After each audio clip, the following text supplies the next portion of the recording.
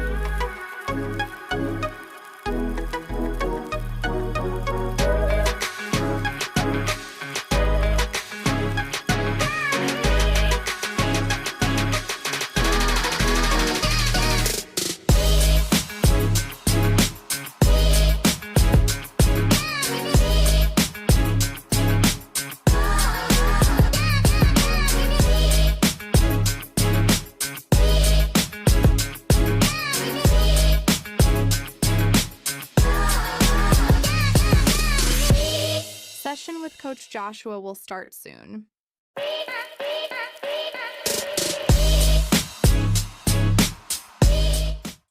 Hello, everybody. Thanks for joining us live tonight for Office Hours. I am your host, Coach Joshua. Who do we have tonight? We've got multiple audiences. We've got those of you in the community already. You're with me on Zoom. So, hey, everybody. We've also got people joining us tonight on Facebook and YouTube. So wherever you are, hello. So tonight's agenda, we're going to just jump right into it. We'll try to keep it to about an hour. If we have to go to about an hour and a half, we'll see how much we're going to cover. But tonight, the main objective is for us to go over acid-base. This is a very confusing topic for a lot of people. And we want to kind of demystify it and take away some of that confusion, help you understand acid-base disorders very well.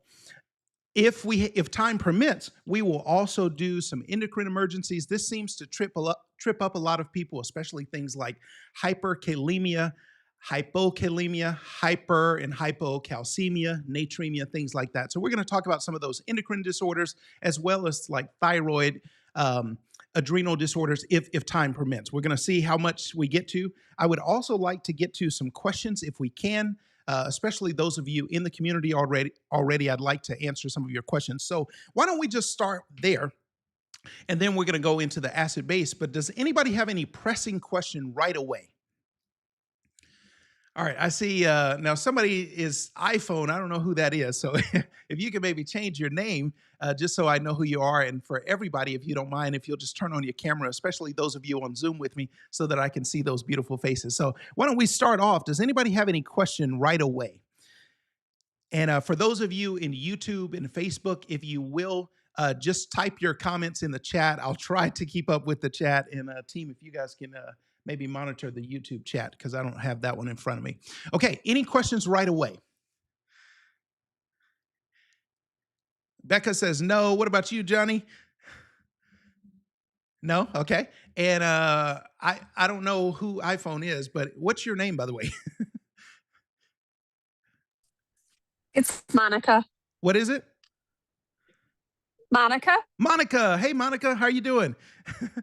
All right. Good. And what level are you, by the way, or what level are you testing at?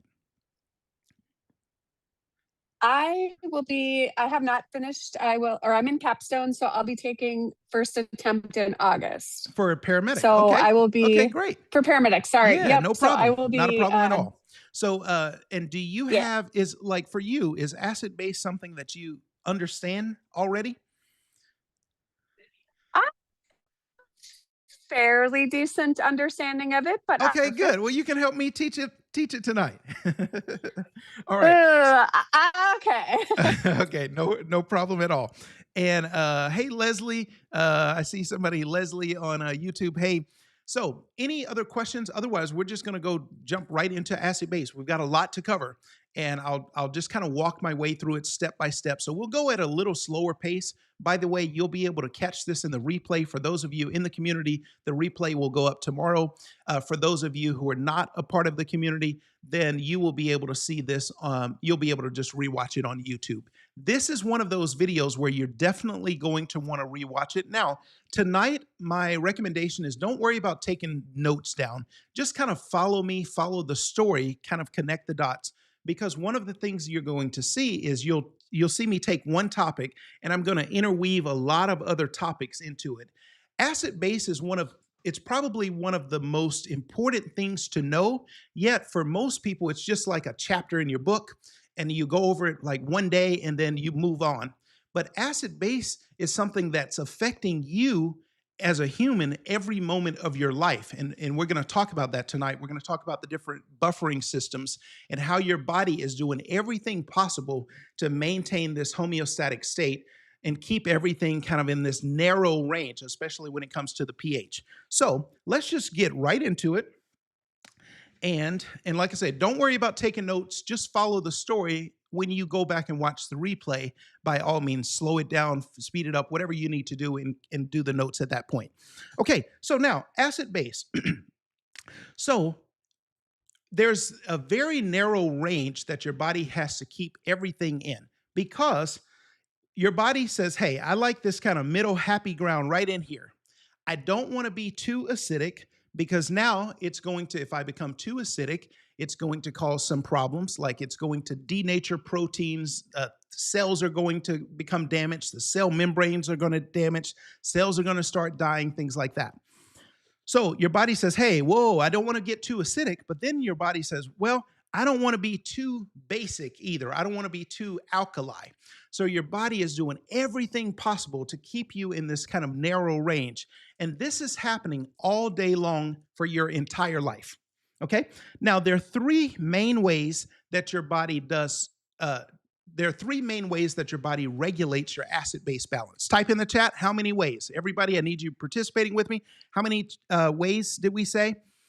Okay, three. There are three ways that your body is primarily regulating your acid base. Now, these are not the only systems in place, but these are the three main things that I want you to know. Number one is what we call the buffer system, or some people will call it the bicarb or bicarbonate buffering system. This actually gets activated in seconds. Okay, literally, this is an immediate kind of situation where moment by moment, this is how your body, this is the main thing that your body is doing to keep everything in alignment. So we have the first system is the buffer system. It's the bicarbonate buffering system. It works in seconds, so it has kind of an immediate effect. Now, there's one equation. Don't let this equation intimidate you. It's actually pretty simple, and I'm going to break it down for you. So we have CO2, so that's carbon dioxide. Carbon dioxide in the body, it behaves like an acid. Okay? But what happens is your body is made up of mostly water. There's water all over the entire human body. So as this carbon dioxide circulates through the bloodstream, or first it actually, so oxygen came into the lungs and then eventually carbon dioxide goes out of the lungs. But that gas exchange, remember that gas exchange takes place at the alveolar level and the capillary level. But once that carbon dioxide now makes its way into the bloodstream, what happens is there's also water in the bloodstream. There's water all over the body. So now this carbon dioxide hooks up with the water, and then those two become something new. And that new thing is called carbonic acid. So H2CO3 or carbonic acid. Okay? So we have CO2 that started off like an acid, it got hooked up with water, and then it formed this new acid. But remember, your body says, whoa, whoa, whoa, that's too much acid. You got to do something. So what happens is this carbonic acid, it breaks apart, and then it splits up into hydrogen and bicarb. Okay? And it can go either way. So it can go in this direction or it can go in this direction. And your body is doing this all day long. It's teeter-tottering back and forth so that it can maintain this kind of perfect balance. And when I say this balance, primarily I'm talking about your pH. Okay, let's go over that one more time. We have carbon dioxide plus water. They hook up and they form carbonic acid. That carbonic acid breaks apart, and it breaks apart into hydrogen, which behaves like an acid, and bicarb, which behaves like a base. So we've got lots of situations to your body is either behaving like an acid or base. Okay, now the next buffering system takes place in the lungs. And this is where, when your body says, whoa, whoa, whoa, we got too much CO2, a very quick way that your body can offload a lot of that CO2 is by causing you to breathe, specifically breathe out. So when your CO2 levels start to rise, because, all right, somebody type it in the chat. Anya, I saw you there. You should know this. Anya, tell me, why is too much CO2 a problem? Because CO2 behaves like a what? Anya, type it in the chat. Okay, nice. She says it's acidic. So CO2, hold on, CO2 behaves like an acid. So CO2 behaves like an acid, and that's going to put you into a state of acidosis. And what else is going to happen? What else happens after acidosis? Acidosis leads to vasodilation. That is correct. And vasodilation leads to what else? Shock. Good. Becca says shock. I like it, Becca. Okay.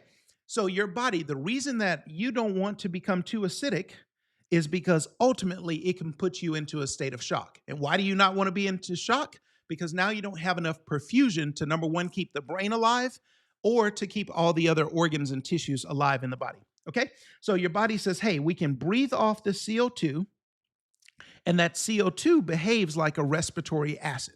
I'm just kind of laying the foundation. We're going to use all this information in a moment. The next buffering system, so the first one, the immediate one, is just the bicarbonate buffering system. The next fastest one is the respiratory system. And then something that takes a slower time to regulate is the kidneys. Okay, so your kidneys will actually jump in and say, hey, okay, the lungs, I see that it's doing its job, but the lungs are not able to keep up after a while. Because you can only breathe faster and faster and faster for so long, eventually your lungs get tired. And then you get into respiratory failure. Then you get into respiratory arrest. Then you get into cardiac arrest. So your kidneys will kick in. It's a much slower process, but it kind of regulates your acid base on the metabolic level. Okay, now what do your kidneys do? Well, your kidneys are constantly working over here, and either they're saying, okay, if your body says, hey, right now we got too much acid, your kidneys say, ooh, we got too much acid. So here's what we need to do. We need to lower the hydrogen, because hydrogen is an acid. Let's lower the hydrogen, and let's raise the bicarb to counteract some of that. So when we have too much acid, the kidneys say, decrease hydrogen. Let's get rid of some of this hydrogen, and let's raise the bicarb. Let's hold on to the bicarb. On the other hand, if your body shifts over into too much base, if you're becoming too alkali, your kidneys say, whoa, whoa, whoa, we're too alkali. All right, let's do something. Give me a little acid. So it releases some hydrogen. It holds on to hydrogen. It holds on to hydrogen. So now the hydrogen starts to go up. The pH starts to go down. You become more acidic. And then the bicarb starts to drop. So hydrogen goes up, bicarb goes down. And all of this is constantly, it's like a seesaw, back and forth all day long, your entire life. Any questions about that so far? Any questions? All right, give me for those of you on Zoom, give me a thumbs up or a thumbs down if we have. Do we have any questions? Okay, we're thumbs up for good. Okay. All right, now, how does your body compensate though? Okay, so let's say you have a respiratory kind of problem. Well, actually, the first example is a metabolic. Let's say you have a metabolic situation like DKA, diabetic ketoacidosis. That's a metabolic acidosis type of situation. So your body says, "Ooh, I got this metabolic problem and I got too much acid." Well, the other system, the partner system, so when it's a metabolic situation, your kidneys are primarily where the issue is, but the respiratory system says, "Hey, let me jump in and let me try to help you." So when we have a metabolic situation, the respiratory system jumps in and tries to help in order to compensate for this problem. So let's say we have diabetic ketoacidosis, which is a metabolic acidosis. The lungs say, "Oh, I got you. I'm gonna step in and help." And the lungs say, "Here, I know a way that I can help you get rid of some of that acid. Oh, let me just make you breathe faster."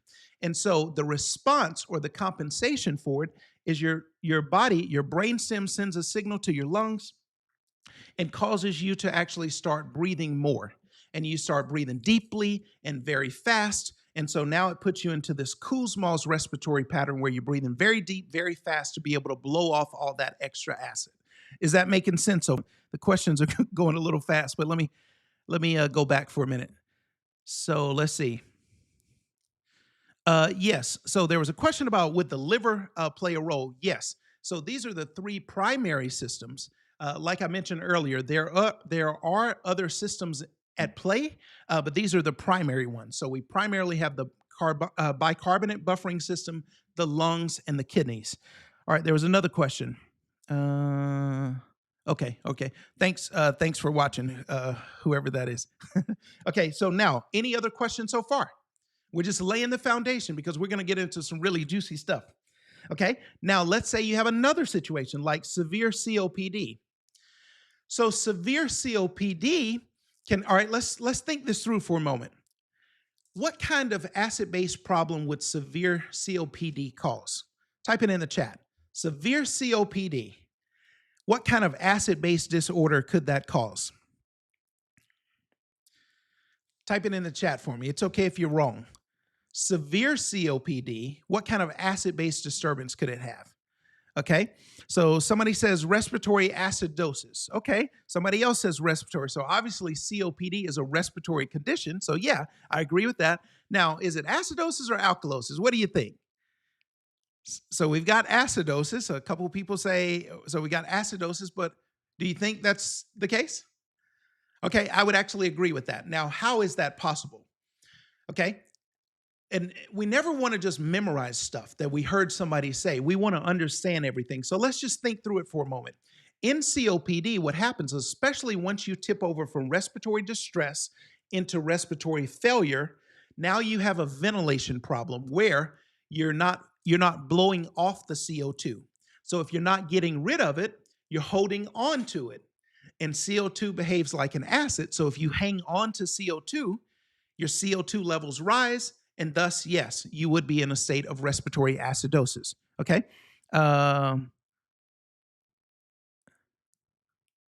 Hey man, hey Austin, how you doing? Okay. So now, any other questions so far?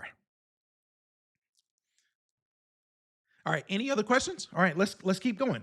So, what I was just saying though is, if you're in a state of respiratory acidosis with like severe COPD, now your kidneys kick in and say, "Ooh, okay, I know what we're gonna do. We got too much acid over here. One way I can neutralize some of this acid is we're gonna hold on to some bicarb, and that's gonna kind of cancel out some of that acid." All right, now we're gonna pick up the story from there and let's keep going. So when it comes to acid base, or when it comes to actually identifying acid-base disorders from lab values or from a blood gas, there are three main things that we want to look at. Now, when we look at a blood gas, it's actually going to give us a lot of information. What does a blood gas give us? Type that in the chat for me. I want you guys to be as interactive as possible. So when we look at an ABG or an arterial blood gas, what kind of information does it provide to us? All right, so yes, it's going to provide pH. What else? All right, so pH, what else? Okay. I mean, pH. So Becca, that's still pH, but tell me, what else does it provide? What other information is on the printout? So when you look at an arterial blood gas report, so like let's say you're doing just a point of care, it actually prints off like a little receipt. So yes, it's going to give us the pH. It's going to give us the PaO2, the PaCO2. It's actually going to give us the bicarb. It's going to give us the anion gap. It's going to give us the base excess. Now, I'm not going to go into all of that tonight because tonight's more of an introduction, but there's actually a lot more to the story than I'm even going to say tonight. But I'm going to kind of say the most important things to kind of get you started. So the main things that we're going to look at are the pH value, the CO2, and the bicarb. Okay? pH, CO2, and bicarb. Now, let's break each one of those down. So the pH, that's the percent of hydrogen. And so it's the percent of hydrogen. And by the way, whenever you write pH, it's a lowercase p and a capital H. So this is telling you how much, so it's a percent of hydrogen. So it's telling you how much hydrogen is kind of floating around. And that's kind of a measure of acid.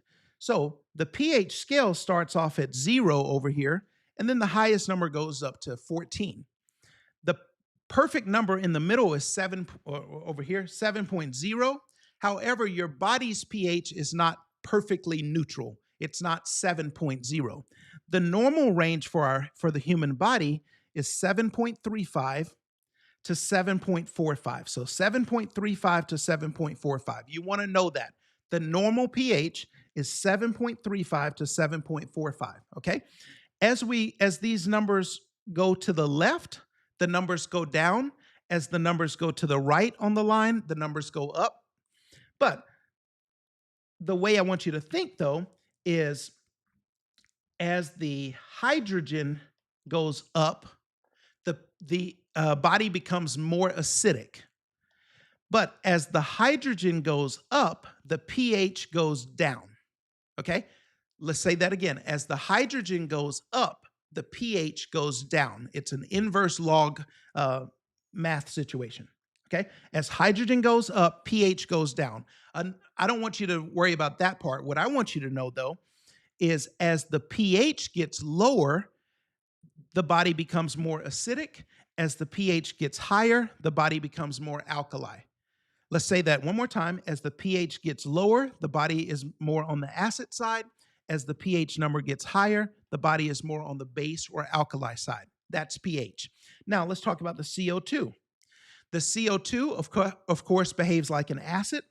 Now, here's what I want you to know. The normal range for CO2, notice how I have it. I have 45 on the left, 35 on the right. This actually, there's an opposite or inverse relationship here, where with CO2, as the numbers get higher, because think about it, CO2 is like an acid. So the more CO2 or the more acid you have, the numbers are going to go up. And as the numbers go up, you have more acid. As the numbers go down, you have more base.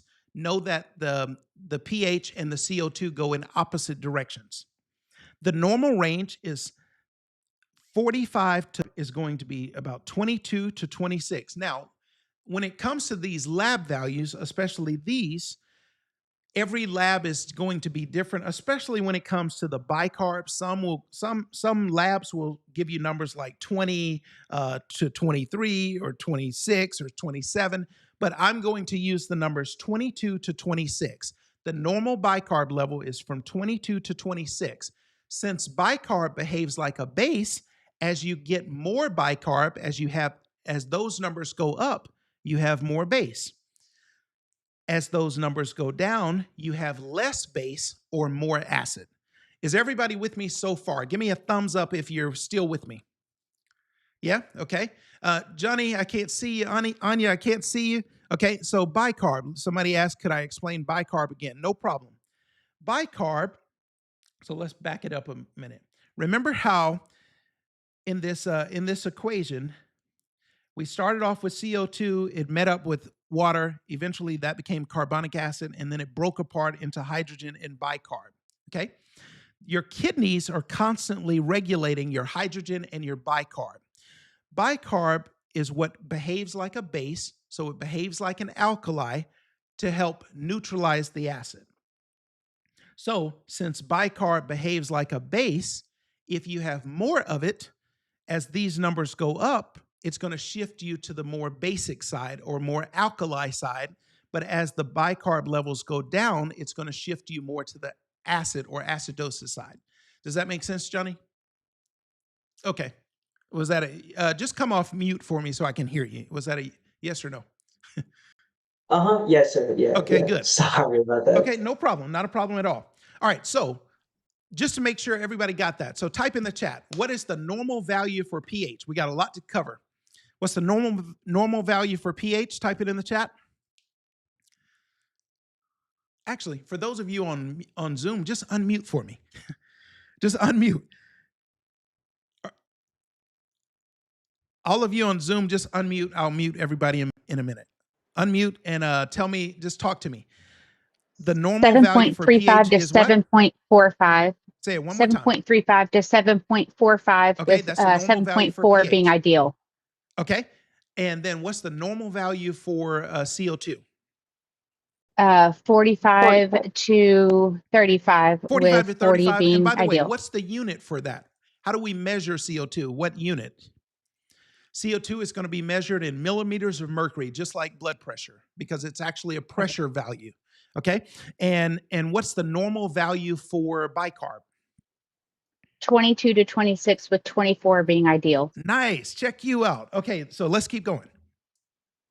Now, when it comes to, okay, so now you got your blood gas report and you got to figure out, okay, what kind of situation is this patient in right now? And of course, any lab or any vital sign is just a snapshot of that moment in time, but it could change in like 2 minutes. So when you first look at a blood gas report, the first value I want you to look at is the pH, okay? Now, there's a magic number that you want to know. I said that the pH range is from 7.35 to 7.45, but just like Becca just said, 7.4 is like the ideal perfect number that if your body could be 7.4 all the time, it would be happiest, okay? And 7.4 is the number I want you to know. So the way you want to think of it is if your pH is less than 7.4, your body is shifting toward acidosis. Okay? If your pH is less than 7.4, the body is shifting toward acidosis. If the pH is greater than 7.4, the body is shifting toward alkalosis. Okay? The number I want you to know is 7.4. Now, the next thing so pH is going to tell us, number one, is the condition called acidosis or alkalosis. Now, when it comes to blood gases or when it comes to acid-base disturbances, we're going to actually call it like three things. So we're going to give it a first, middle, and a last name. Okay? First, middle, and a last name. Now, let's break this down. Okay? So we have a first name, a middle name, and a last name. We're going to start with the last name. The last name, it's either going to be called acidosis or alkalosis. That's going to be the disorder's last name. Now, so I started with the last name. Then the first name is either going to be called compensated or uncompensated. However, there's actually a little more to the story. The real truth is the first name is going to be called partially compensated, fully compensated, or uncompensated. Okay? So partially compensated, fully compensated, or uncompensated is going to be its first name. And then the middle name is either going to be respiratory or metabolic. Now, if it's the lungs that's kind of having the problem, we're going to call that respiratory. If the issue is more on the kidney side, we're going to call it metabolic. All right, let's go over that one more time. So when you're looking at these numbers, the very first thing you want to look at is the pH, and that's going to tell us the last name. The last name is either going to be acidosis or alkalosis. If the pH is less than 7.4, what's the last name going to be? Type it in the chat. It's just giving me a chance to drink some water. Type that in the chat for me. If the pH is less than 7.4, what's the last name going to be? Type it in the chat. Is the chat working? Okay, good. Becca says acidosis. And then if the pH is greater than 7.4, what's the last name going to be? Alkalosis. Okay, cool. Now, the next thing that the pH tells us, so the first thing that the pH tells us is the last name, acidosis or alkalosis. Everybody got that? Give me a thumbs up if we got that part. Okay. The next thing that the pH also tells us is the first name. So notice how I have pH tells us last name, pH tells us first name. And it's going to tell us if it's partially compensated, fully compensated, or uncompensated. I'm going to skip that part for just a moment. I'll get to that. Now, the middle name, the way we figure out the middle name is we look at both the CO2 and the bicarb. So let's just use some numbers here. Let's say we have a pH of 7.2. Okay, pH of 7.2, is that going to fall on the acidosis or alkalosis side? pH of 7.2, is that going to be acidosis or alkalosis?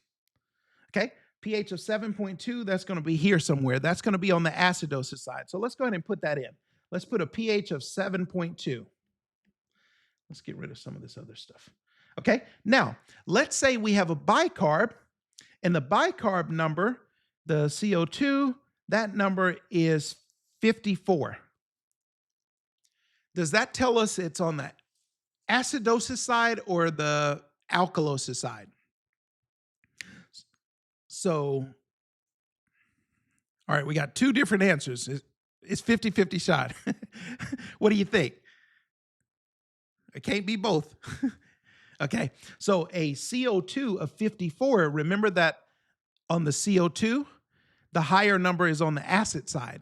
So 54, so if this is 35, this is 40, this is 45, this is 50, 54 is over here somewhere. So here's our CO2 of 54. So far, I have two things on the acid side. But I can't stop there. I still have to look at the bicarb. Okay, Monica, no problem. I still have to look at the bicarb to say, is the bicarb also on the acidosis side or not? Now, let's say the bicarb is 24. So we've got a bicarb of 24. What side is that on here? In this case, here's what I want you to notice. We have two things that are abnormal, and we have one thing that is normal, okay? So we have two things that are abnormal and one that is normal. In this case, now, the pH first told us that it was acidosis. Is it now the CO2 value, or is it the bicarb that also matches acidosis? Which one of those matches? The pH tells us that the last name is acidosis.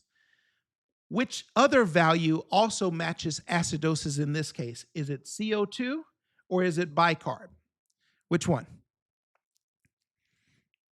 Okay, so we got several for CO2. So since CO2 is respiratory, would I now call this, would the middle name be respiratory or would the middle name be metabolic? Okay, so we've got respiratory. So in this case, let's call it what it is. The last name is acidosis. The middle name we figured out is respiratory. Now, in this case, we got to figure out the first name. The first name is either going to be partially compensated, fully compensated, or uncompensated. Now, let me tell you the rules here. In this case, here, let me just, right here. So here are the rules I want you to know. For the first name, it's either partially compensated, it's fully compensated, or it's uncompensated. Now, let's start off with uncompensated. Uncompensated is where the pH is not normal. And when I say not normal, I mean that the pH is not in the normal range of 7.35 to 7.45. In this case, this pH of 7.2, is it normal or not normal? Type it in the chat. Normal or not normal? It's not normal. So we would say that this pH of 7.2 is abnormal. Okay, so we got that part. Now, in this case, how many of the other two values are abnormal? Do I have both the CO2 and the bicarb being abnormal, or do I just have one abnormal value in this case? In this case, I have one abnormal value. So let me show you the rule here. In this case, we have a pH that's abnormal, and then we have one abnormal other value. We have a pH that's abnormal and one other abnormal value. So this would be now called uncompensated respiratory acidosis. So this is going to be called uncompensated respiratory acidosis. Now, let's make some sense of this whole compensation versus uncompensated stuff. Okay, this is the way I want you to think of it. Remember how you've got two systems kind of trying to keep everything in balance. The lungs try to get things back to normal, and then you got the kidneys there to pick up the slack, okay? This is the way I want you to think of it. If both people are doing something to try to correct the situation, like if both of them go to the abnormal side, then it's compensated, okay? Does that make sense? If both the kidneys and the lungs jump in the fight to try to help out the situation, then it's called compensated. But if only one of them jumps in the fight, then it's uncompensated. Let's say that again. Between the kidneys and the lungs, remember, everything was originally normal, but now the pH shifted. So when the lungs shift to try to jump in and bring it back, and when the kidneys shift, when both things shift to the abnormal side, they both jump in the fight, then, sure. Okay, so in this case, when both the kidneys and the lungs jump in and say, hey, I'm gonna be abnormal, I'm gonna get in this fight to try to bring the pH back to normal, when both of them do it, it's called compensated. When only one of them jumps in the fight, when only one of them is abnormal, then it's called uncompensated. In this situation, who jumped in the fight? Was it the lungs or the kidneys? Let's go back to here. Was it the lungs or the kidneys that jumped in the fight to save the day in this one? Type it in the chat.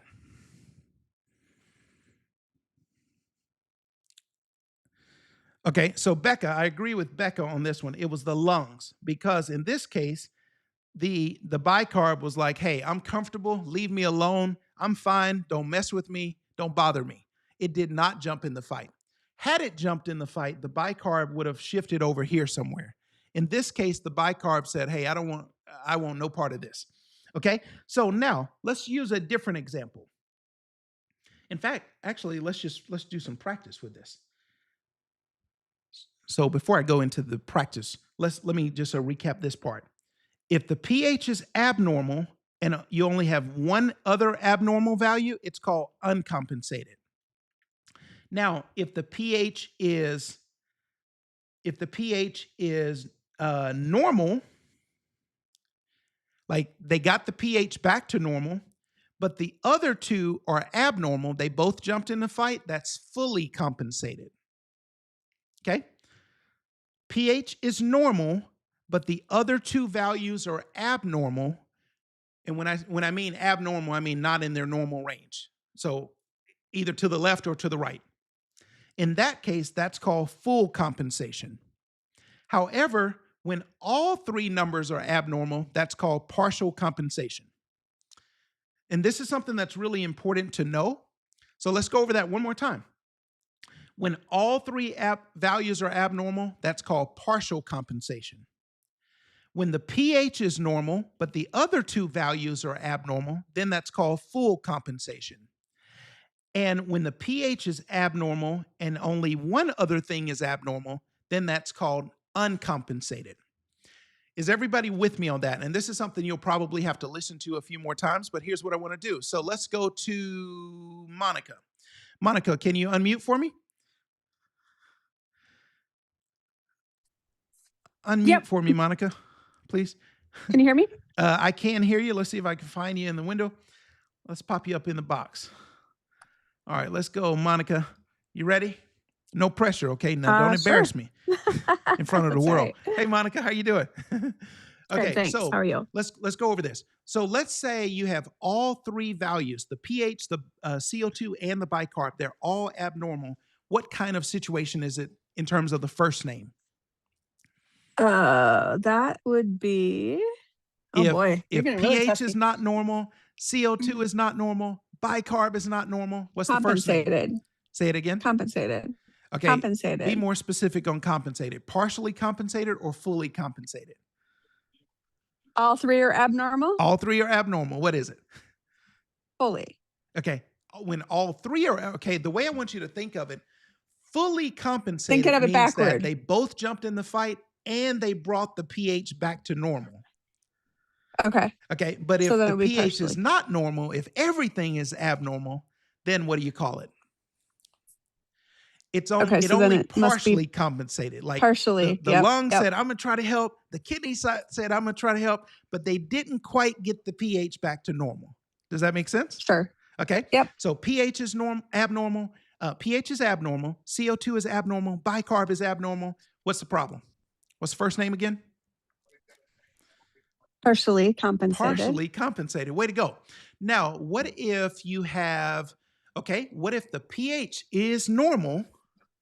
pH, they got him back. They got the pH back in the box, but the other two things are out here on the ends. Then what do you call it? Compensated.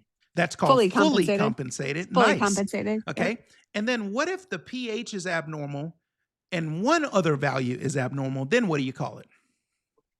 Uncompensated. Check you out, show off. All right, way to go. Good job. Okay, so now, thanks. Any questions on that, anybody? Any questions? We good? All right, because I want to pick up the story from this. So let's go. Let's go to some more. Are you learning something so far? Give me a thumbs up if we're learning so far.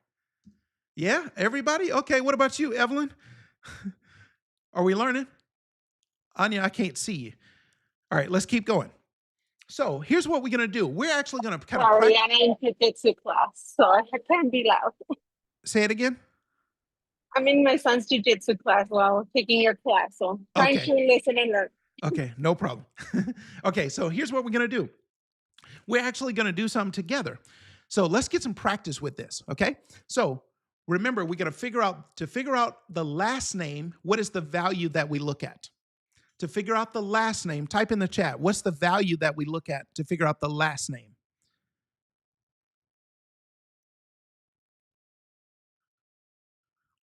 Okay, there was a question about, so what happens if like all three are on the acidosis side? Then in that case, that's going to be a mixed acid-base disturbance. And I'm actually going to get to that. I'm going to show you what happens when you have like respiratory alkalosis and metabolic acidosis at the same time, or what happens when you have respiratory and metabolic acidosis at the same time. Those are going to be mixed disturbances, and we'll get into that. Okay. Okay, was there a question so far? Any other question? All right, let's keep going. So what I want you to do, the question I was asking is, what value do you look at to determine the last name? Last name is acidosis or last name is alkalosis. What value tells us that? Type that in the chat. Okay, that's going to be the pH. And then the pH also tells us the first name, partially compensated, fully compensated, or uncompensated. And then to figure out the middle name of either respiratory or metabolic, we're going to look at not either. We're going to look at both the CO2 and the bicarb. All right, so here's what we're going to do. So, and somebody actually just said that.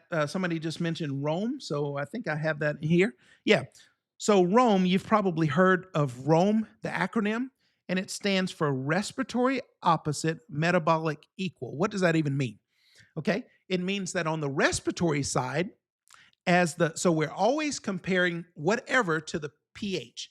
We're either comparing CO2 to pH or we're comparing bicarb to pH, but we're always comparing something to pH. Now, what we're saying is in respiratory problems, the CO2, so notice how I have everything color coded. This purple here is for respiratory for CO2. This green is for metabolic for bicarb. So as the CO2 level goes up, that means more acid. The pH goes down, which also means more acid. Okay? So CO2 goes up when pH goes down, or when pH goes up, CO2 goes down on the acid side. Just know that pH and CO2 go in opposite directions. That's why we say for respiratory problems or CO2 problems, they go in opposite directions to the pH. On the other hand, metabolic situations, so now we're talking about the bicarb side, metabolic and the pH go in the same direction or in equal direction. So as the pH goes up, the bicarb goes up. As the pH goes down, the bicarb goes down. Okay, everybody good with that? Thumbs up if we're good. Okay, cool. Now let's keep going. Now we're going to go into, I want you all to figure out, what do you call these situations? So we've got 12 here, and we may not go through all 12, but I'm also going to give you the answers, and you'll be able to go back and practice this. So let's get through a few of them. So let's start with number 1. All right, let's zoom in on this one. So number 1 here. And I want you to just take your piece of paper and just draw 3 lines like we have here. So draw 3 lines with the pH, the CO2, and the bicarb. Make sure you start with what's normal. Put that in the middle. So the normal pH is 7.35 to 7.45, with 7.4 being the happy medium. The normal CO2 is 45 on the left to 35 on the right, with 40 being in the middle. And then the normal bicarb is 22 to 26, with 24 being in the middle. What do you notice here? What pattern do you notice? Notice they all have a 4 in it. We have 7.4, 40, 24. Okay, so the middle numbers, they all have a 4 in it. So the question was, in number 1, we have a pH of 7.25. All right, so pH of 7. Here, let me, I got to shrink it down just so I can get to here. In this case, our pH is 7.25. We're on question number 1. Does that put us on the acidosis side or alkalosis side? Type it in the chat. pH, does that put us on the, so this pH is 7.25. Okay, Becca, Monica, who else? What side are we on? All right, we got Mr. Austin here. Austin is already a paramedic. But thanks for joining us, by the way, Austin. So it puts us on the acidosis side. So let's put 7.25 there. It's on the acidosis side. The CO2 of 60, is that on the acidosis side or the alkalosis side? Okay, also on the acidosis side. Okay, so now, so far, we got 2 things that are abnormal. And so far, it looks like we would call this respiratory acidosis, but we can't call it that until we also know the bicarb. Now, this bicarb of 24, what do you call that? Is that on the acidosis side or the, nice, you're picking it up, nice. So the bicarb of 24, that's actually perfectly normal. So in this case, do we call the middle name respiratory or do we call the middle name metabolic? Okay, the middle name is now, okay, so the last name here, let's put this in. So on number 1, we've got acidosis, and then we call the middle name respiratory. Now we got to figure out, is it uncompensated, partially compensated, or fully compensated? First of all, is the pH normal or not normal?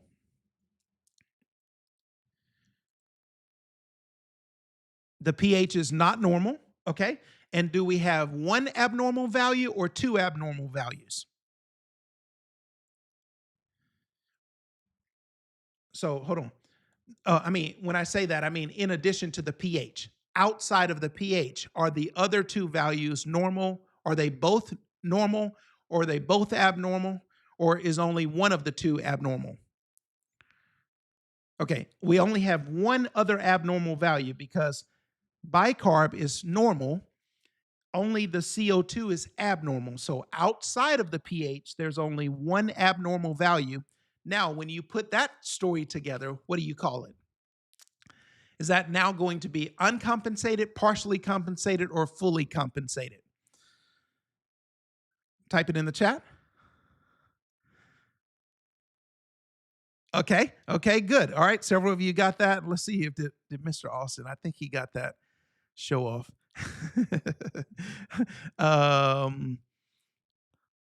And yeah, Austin, we can help you with that. So, okay, several of you got that. That is absolutely correct. That one is going to be called uncompensated respiratory acidosis. So number one is uncompensated respiratory acidosis. Let's go to the next one. All right, who can I get? Johnny, can I bring you in? You ready, Johnny? Yes, sir. Let's go, my man. All right, so Johnny, let's see if we can pop you in the box with me. All right, Johnny, let's go. We got number 2 here. Number 2. All right. We're on number 2, and you're going to give me the first name, middle name, and last name, starting with the last name, okay? So we got a pH of 7.28. 7.28. What's the acidosis or alkalosis? Which one? Acidosis. That's going to be on the acidosis side, okay? We got a CO2, so we're on, for everybody, we're on question number 2. We have a CO2 of 58. Where's that? Acidosis. That's also going to be on the acidosis side. Now, this time we've got a bicarb of 30. Where's that? Alkalosis. That's going to be here. Okay. Okay, so now, put it together. Which side matches the pH? Is it respiratory side or? CO2. Huh? CO2. Okay, so is that called respiratory or is that called metabolic? Respiratory. That's called respiratory. So in this case, the last name is called acidosis. The middle name is called respiratory. So far we know we have respiratory acidosis. And now we got to figure out, is it uncompensated, partially compensated, or fully compensated? Compensated, but is it partially compensated or fully compensated? Partially. Huh? Partially. How did you come up with that? Because you said that it was the CO2, and then it was because all three of them are how do you say it, like okay, so we got 3 abnormal values. So what would you call that? I'm not saying you're wrong. I just want you to know why you're right. Partially compensated respiratory acidosis. Okay, so number 2. Wait, hold on. Partially compensated what? Or full? Full. Oh my gosh. Because it's 3, right? Wait, okay. Partially compensated, but give me the whole name again. Compensated? No, the whole thing. Partially compensated what? Respiratory acidosis. Okay, partially compensated respiratory acidosis. Okay, so number 2 is going to be partially compensated respiratory acidosis. Okay, I would agree with that. All right, good. Let's see. Who wants to go next? Who wants to take one? Becca, you want to go in? You want to take the next one, Becca? Sure, of course you do. Let's go to number 3. All right, so number 3 here. All right, let's see if you can figure this one out on your own. We got the pH of 7.36. What side is that on? It's actually normal. Whoa, okay, pH is normal. Barely, okay. but there. All right, pH is normal here. Tell me about the CO2. Oh, but It is acidosis. Remember, we still compare it to 7.4 though. So is it to the left of 7.4 or the right of 7.4? It is in the normal range. So it's within the range, but it is acidic. Okay, it is moving toward the acidic side. So we're going to call it acidosis, okay? Okay. Because it's less than 7.4. Now, what about that Mhm. CO2 of 60? Also, acidosis or acidic. Okay. Okay. All right. So that kind of, so now we got two things that match acidosis, but we got to check the bicarb. Tell me about the bicarb of 34. It's alkalytic. Okay. So the bicarb is on the alkalosis side. So now in this situation, how many abnormal values do we have? All three. Well, is the pH abnormal? If you're basing it off of 7.4, then yes, it is abnormal. But if you're going off the range, then no, range. it is normal. Is it Okay, in the then range? it's yes. So Okay. you only have the CO2 and the HCO2 that are abnormal. Oh, okay. So in this case, the lungs jumped in the fight to try to do what it could do. The bicarb said, hey, the kidney said, I'm going to get in the fight to try to help out too. And were they able to get the pH back in the normal range? Yes. So what do you call it? Fully compensated respiratory acidosis. Check you out. That is fully compensated respiratory acidosis. Okay. So, and that's going to be number 3. Now, here's what I'm going to do. I'm going to, for those of you in the community and for those of you on YouTube, I can go ahead and drop a PDF so that you will actually have all of this to practice. And I'm also going to give you the answers so that you can figure out if you're right or wrong. Would you like me to go into some more, or do you guys want, or are we okay to keep going? Because I've got more to cover. Do we need some more practice? I'm good to move on if everyone else is. Okay, can I keep going? I think move on. Okay, good. All right, so we said keep going. So here's what I'm gonna do. We're gonna keep going, and I'm gonna give you some. I've got 12 examples for you of 12 different combinations. But what I want to do now, see, knowing what it is one thing, but that's only half of the story. Okay. I mean, yeah, that sounds impressive to be able to say, oh, yeah, she's got partially compensated respiratory acidosis, or she's got fully compensated metabolic alkalosis. Okay, that sounds cool. But what's even more important is for you to figure out like what to do about it. Okay. So in order to know what to do about it, though, we need to also figure out, so because you're not going to always have lab values.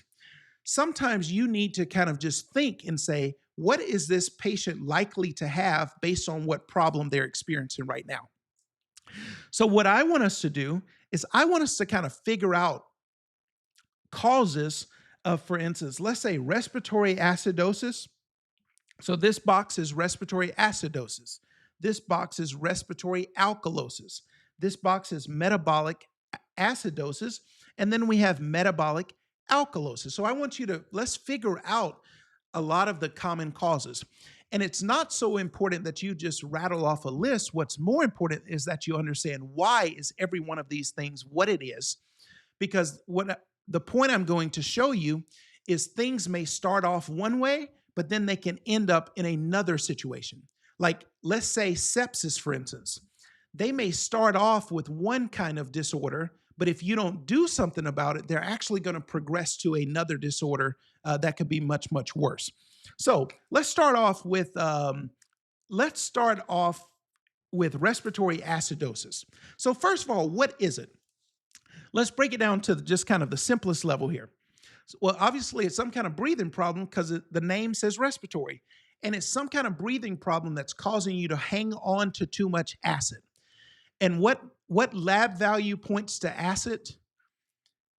pH, and I mean, pH is pH, but what lab value tells us more acid? Okay, CO2. So what kind of lung conditions can cause us to hang on to too much CO2? That's kind of the question. So type in the chat some of the things. Okay, several of you are putting COPD, and I want to add like a caveat there, and I want to say severe COPD.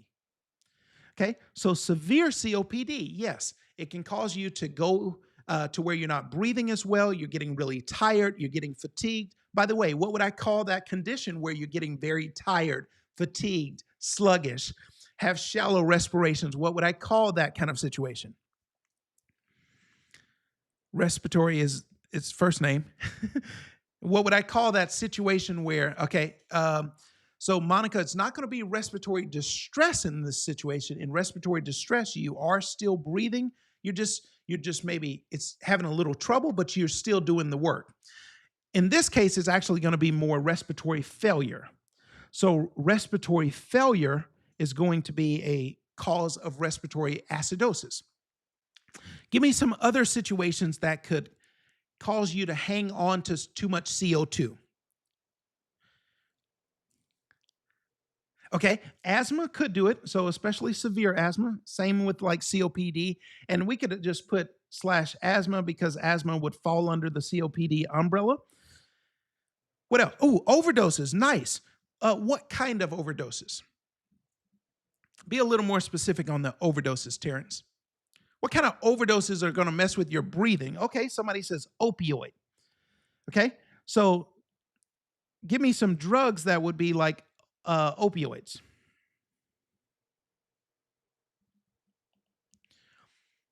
So that could be morphine, heroin, fentanyl.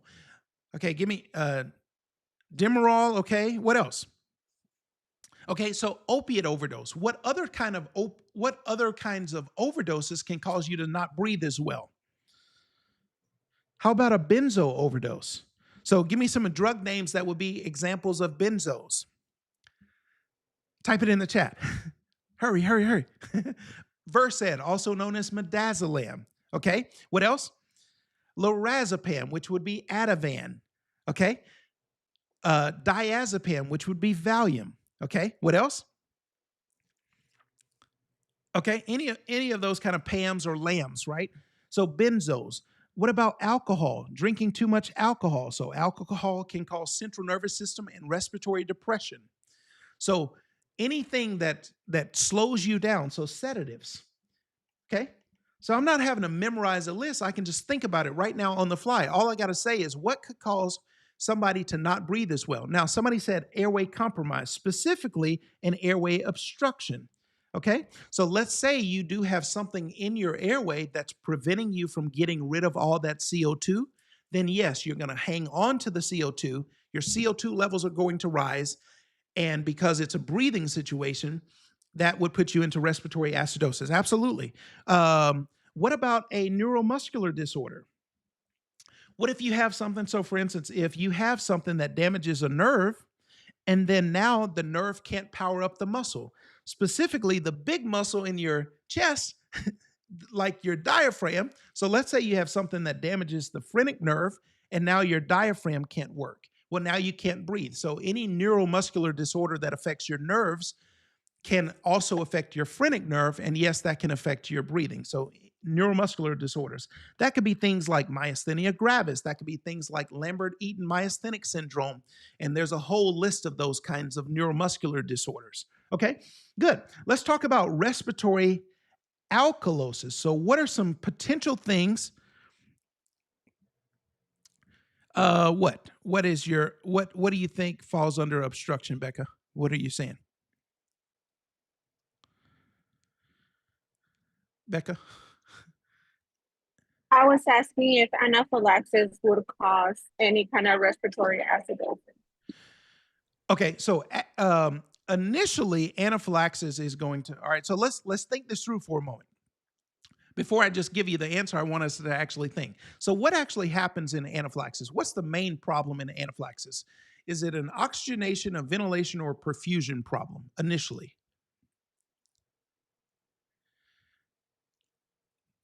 Okay, so the thing that's actually going to kill you first in anaphylaxis, so it will later become a perfusion problem, but the thing that's actually going to kill you in the first minute is your airway closing. So if your airway were to close, that's going to prevent you from getting air in, and it's also going to prevent you from getting CO2 out. So yes, if you can't get the CO2 out, you're holding on to the CO2. So yes, anaphylaxis could absolutely cause respiratory acidosis. Does that make sense, Becca? Becca, Yes, it does. I'm sorry. I didn't realize I was unmuted. Yes. But Evelyn was the one asking the question, and I was guessing with her. Like, I think that would be obstruction. I'm not real sure. Oh, got you. Okay. All right. No problem. So Evelyn, did it make sense? Yes, sir, it did. Thank you. Okay, cool. No problem. All right. So now let's shift gears and let's put on our thinking caps for a moment. And we got to figure out what are some situations that could cause us to have respiratory alkalosis. See, it's way better for you to just be able to think and figure it out on the fly than trying to memorize a PowerPoint or bullet points or a list, okay? So let's think about what is respiratory alkalosis. In this case, well, we said that respiratory acidosis is where you have too much CO2 because you're hanging on to it. So that must mean that respiratory alkalosis is the opposite situation, and it is. It's where you're blowing off too much CO2 and your CO2 level starts to go down. So going back up here, our CO2 is going to start dropping. Okay, so what are some things that would cause you to breathe faster to blow off the CO2? So several of you said hyperventilation. Okay, I like that. Now, what could cause you to hyperventilate? Anxiety. So it could be some kind of just anxiety disorder or nervousness. What else could cause you to start breathing faster? What else? Give me a list. All right, so panic attack, anxiety, we'll kind of lump all that together. What else?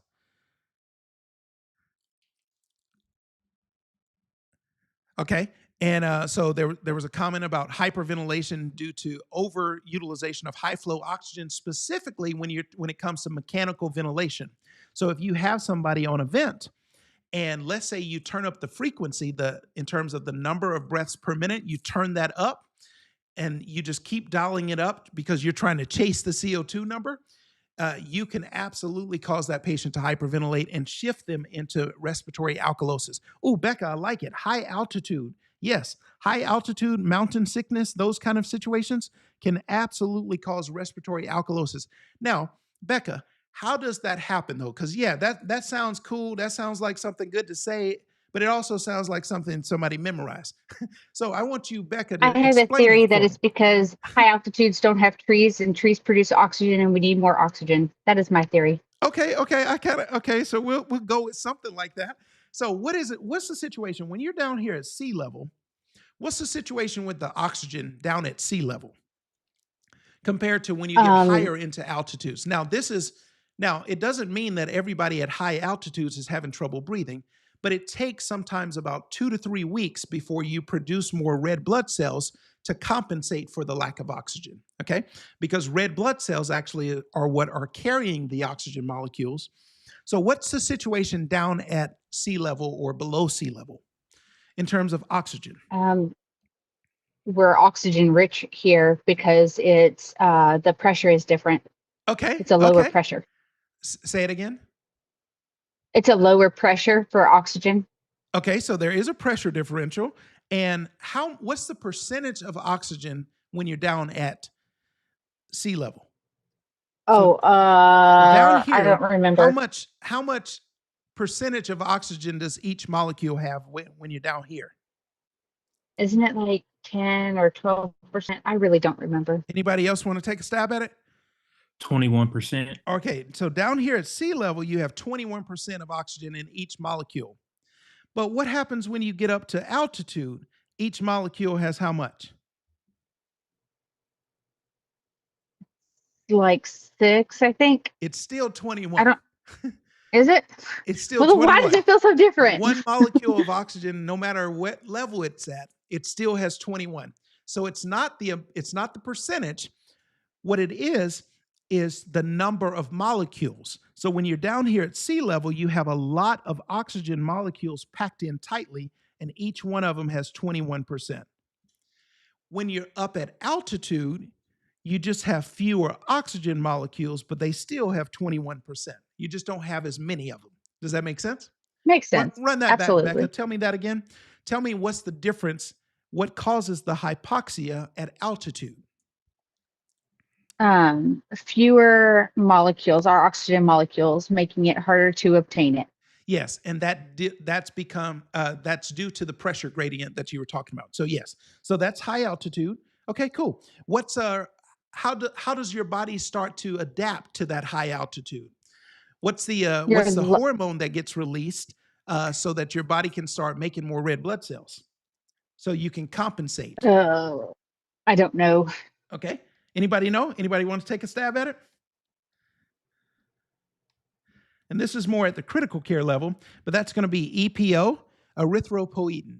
Okay, so erythropoietin is going to be the hormone that your kidneys start releasing, so that you can actually start making more red blood cells to be able to accommodate this lack of oxygen. And eventually, so this is exactly what happens with like Kenyan runners, for instance. So you think about in Kenya, they're already at higher altitude. So they come to the US to compete in a race, and they're winning all the races. Their body is already accustomed to like performing at high altitude for so long. Okay. Now, in the US, yes, let's say somebody is in Denver or something, then yes, their body is kind of acclimated, kind of adjusted to higher altitudes. But if you take somebody from sea level, like if they go to a place like Denver, they're going to have to go like 2 to 3 weeks ahead of time so their body can actually start getting acclimated. You would never want to just go and take off running the moment you get into Denver, because you're going to become severely hypoxic. Okay, cool. Give me some other situations that can cause respiratory alkalosis. I have a question. Yes, go for it. This is Terrence. Hey, man. How are you, sir? I'm well. So she said high altitude. So I was just kind of thinking like during high altitude, you have pulmonary edema that can form within the lungs and within the bronchioles and alveoli. So in that case, would pneumonia be considered respiratory alkalosis as well? Okay, and I'm having a hard time hearing you. If you could just say it again for me. I'm sorry. Can you hear me now? I can hear you, but just slowly. But go ahead. Say it again. Gotcha. So she said high altitudes, and when you're in high altitudes, pulmonary edema can occur or happen. Okay. So does that lead to the respiratory alkalosis or not at all? Okay, so it could happen outside of respiratory. It could happen outside of pulmonary edema. Pulmonary edema can happen at any level. It can happen at sea level, right? Now, yes, in pulmonary edema, you're going to have an increase in hydrostatic pressure from the capillary that shifts fluid from the capillary into the alveoli. But that can happen at any level. The main thing that's happening at the higher altitude is exactly what we were talking about. Because you have fewer oxygen molecules. Hold on, where was it? Whoa, where was it? Oh, I erased it. Because you had fewer oxygen molecules at higher altitude, what happens is that just naturally, think about it. If you're starving for oxygen, what's going to happen to your respiratory rate? If you're saying, please give me some oxygen, I'm starving, what's going to happen to your respiratory rate? To decrease. If you're starving for oxygen, are you going to want to breathe slower or faster if you need more oxygen? I'm trying to get more in, so faster. Right. So, and that's exactly what's happening. Because you're starving for oxygen, your body naturally causes your respiratory rate to increase. And because your respiratory rate, you start breathing faster, just trying to get more oxygen in, you also start blowing off more CO2. That's what shifts you into the respiratory alkalosis. Does that make sense? It does. All right. Teach that back to me. Okay. So you said that the pulmonary edema can occur no matter if you're high altitude or sea level. Correct. So from there. But forget about the pulmonary edema part. Just tell me, why is the high altitude causing respiratory alkalosis? The molecule difference. It's still 21% on each molecule, but your shortage of molecules the higher up that you are. So what does that do? How does your body try to compensate?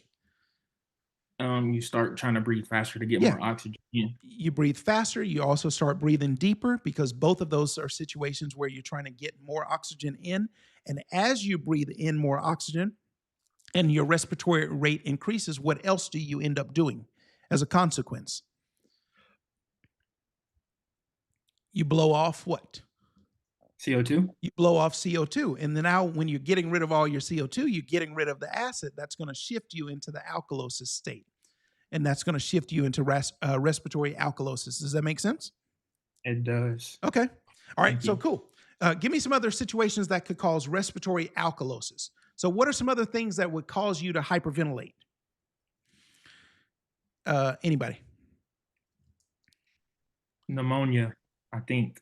I'm just guessing, but I Okay, believe so pneumonia. pneumonia. Well, okay, so let's say here we can put that in. We could say pneumonia. But what That is was one of the things that happens in pneumonia? One of the things that happens is you end up with a fever. Okay, so any situation where a fever, any kind of infection, so it could be sepsis. Now, and sepsis can also cause a lot of metabolic problems as well. I'm going home, but I'm taking a Sepsis is long one way. of those that causes a lot. 214 and 69. Oh, sure. Who's talking? All right, let me mute everybody for a minute. Sepsis is one of those that can cause all kinds of acid-base disturbances. What are some other things? All right, how about pregnancy? Somebody tell me, how would pregnancy cause respiratory alkalosis? What's the connection there? Because you're providing oxygen for another being or multiple beings if you're pregnant with multiples. Okay, because Your for body's having to work anybody twice who's as been hard. pregnant, you know that especially as the pregnancy progresses, you tend to become more short of breath, that kind of thing. Because yes, that is true that you're having to oxygenate another human. What did somebody else say? Yeah, is it the progesterone? I don't know if I'm mentioning it correct. What causes the hyperventilation during pregnancy? I'm sorry, I'm having a hard time hearing you. Say it again. The progesterone is in what causes the hyperventilation during pregnancy? Okay, well, progesterone being the hormone that's kind of being responsible for carrying the pregnancy, progesterone and other hormonal fluctuations are going to cause lots of problems. Well, I'm not going to say problems. They're going to cause lots of compensation effects. So you're going to have lots of effects due to varying hormones shifting. Absolutely. And it's not just hormonal changes, but there are also other neurotransmitter level changes as well. So now let's shift gears to metabolic acidosis. All right. What's an acronym that maybe you've learned to remember causes of metabolic acidosis? DKA. Say it again. DKA. Okay, but so DKA would be one of the things of the acronym, but what's the acronym to remember it? And so here's how I remember it. Let's change my color here. So I remember it with mud piles. Okay. Now, some people use gold marks. Mud piles is what I know, so that's what I use. So let's talk about mud piles. Now, I want you to think about a mud pile. Okay, so think about it. You got this. So check this out. We've got this mud pile. Now, if you use your imagination, you could probably come up with something else that looks similar to this. Oh yeah, like diarrhea. So the D, one of the D's in mud pile is going to be diarrhea. Okay. Now, for purposes of tonight, there is so much more that I could go into, but just in the interest of time, I'm not going to go into like hyperchloremic anion or high anion gap acidosis or low gap or normal chloremic. I'm not going to go into that. I'm just going to kind of keep it simple for tonight. There's so much more that I could go into, but the acronym that I want you to remember for causes or common causes of metabolic acidosis is the acronym MUD piles, okay? So we have MUDPILES. So the M, type it in the chat for me. What does the M stand for? What does the M stand for? Okay, this is going to be methanol. So methanol is a type of alcohol, but methanol, and it's in a lot of different substances, but I just want you to kind of think of alcohol. The U, that's going to be uremia. So that's going to be associated with like kidney disease. Diarrhea is one of the D's. And then the other D, as Terrence mentioned, is going to be DKA.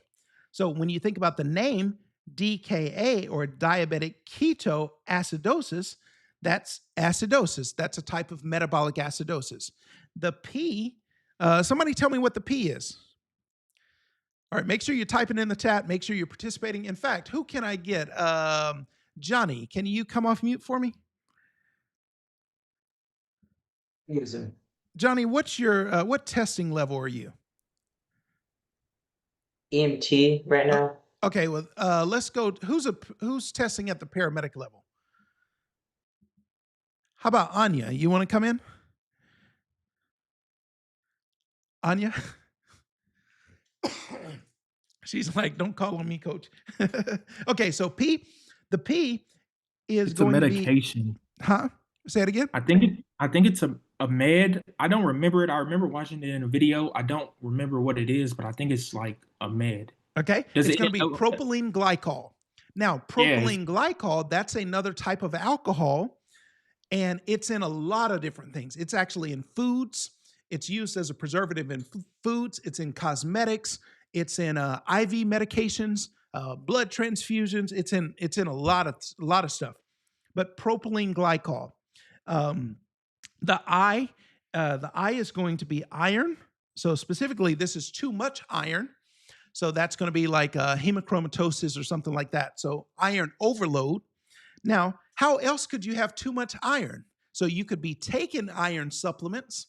So let's say somebody has iron deficiency anemia, and then they start taking iron supplements to bring up their levels. But if they take too much of it, or if they're taking it plus they're ingesting it, let's say they're eating a whole bunch of steaks, they're eating a whole lot of red meat. The danger of eating too much red meat, for instance, is it can actually shift you into metabolic acidosis. So iron overload. So hemochromatosis. Another thing would be, another I would be isoniazid. What's that? What's isoniazid? That's a medication used for tuberculosis. So it's one of the TB meds. So isoniazid. L is lactic acidosis. Okay, who's the patient who ends up with lactic acidosis? Well, we already talked about how in high altitude situations, you become hypoxic. Well, when you're running out of oxygen, your body says, ooh, there's no oxygen to help me make this ATP. Let me switch over and start using lactic acid. So anybody who's in any type of anaerobic metabolic state, they're instead of having oxygen available, they start using lactic acid. So that could be sepsis. In fact, that's one of the hallmarks of sepsis is a lactate greater than 4. Now, lactate and lactic acid are different, but one can lead to the other. But a sepsis patient could end up in metabolic acidosis. Now, remember how I said sepsis, though, could have respiratory alkalosis. Aha. So let's say you have a sepsis patient. This sepsis patient could have both disorders at the same time. They can have respiratory alkalosis, for instance, and they could also have metabolic acidosis at the same time. So that would be an example of one of those mixed acid-base disturbances. What else could cause lactic acidosis? Sepsis, seizures. Okay, somebody's having a seizure. Now, but for instance, okay, let's say they're having a seizure and then eventually they quit breathing. Well, dang, they could be having a seizure and at some point they could be in metabolic acidosis, but then when they stop breathing or they go into respiratory failure secondary to the seizure, now they're up here in respiratory acidosis. So that would be another mixed acid-base disturbance where in that case, you would have both respiratory acidosis and metabolic acidosis at the same time. So what kind of lab values would we have in that situation? So let's say we have a mixed respiratory and metabolic acidosis at the same time. How's our pH going to be? How's our pH going to be? Compared to 7.4, is it going to be higher or lower? Lower. Okay, pH is going to be low. Now, to have respiratory acidosis, how's the CO2 going to be? CO2 will be high. CO2 is going to be high, so it's going to be greater than 45. But to have metabolic acidosis, how's the bicarb going to be? Low. bicarb is going to be low, so lower than 22. So in this situation, we'd have all three being probably abnormal, and they're all on the same side. So would that be compensated or uncompensated, or all three are abnormal? Be partially There compensated. you go. That would be, so in that case, that would be a partially compensated mixed respiratory metabolic acidosis. Okay, pretty good. That was very good. Now, That's a long government name. Say it again.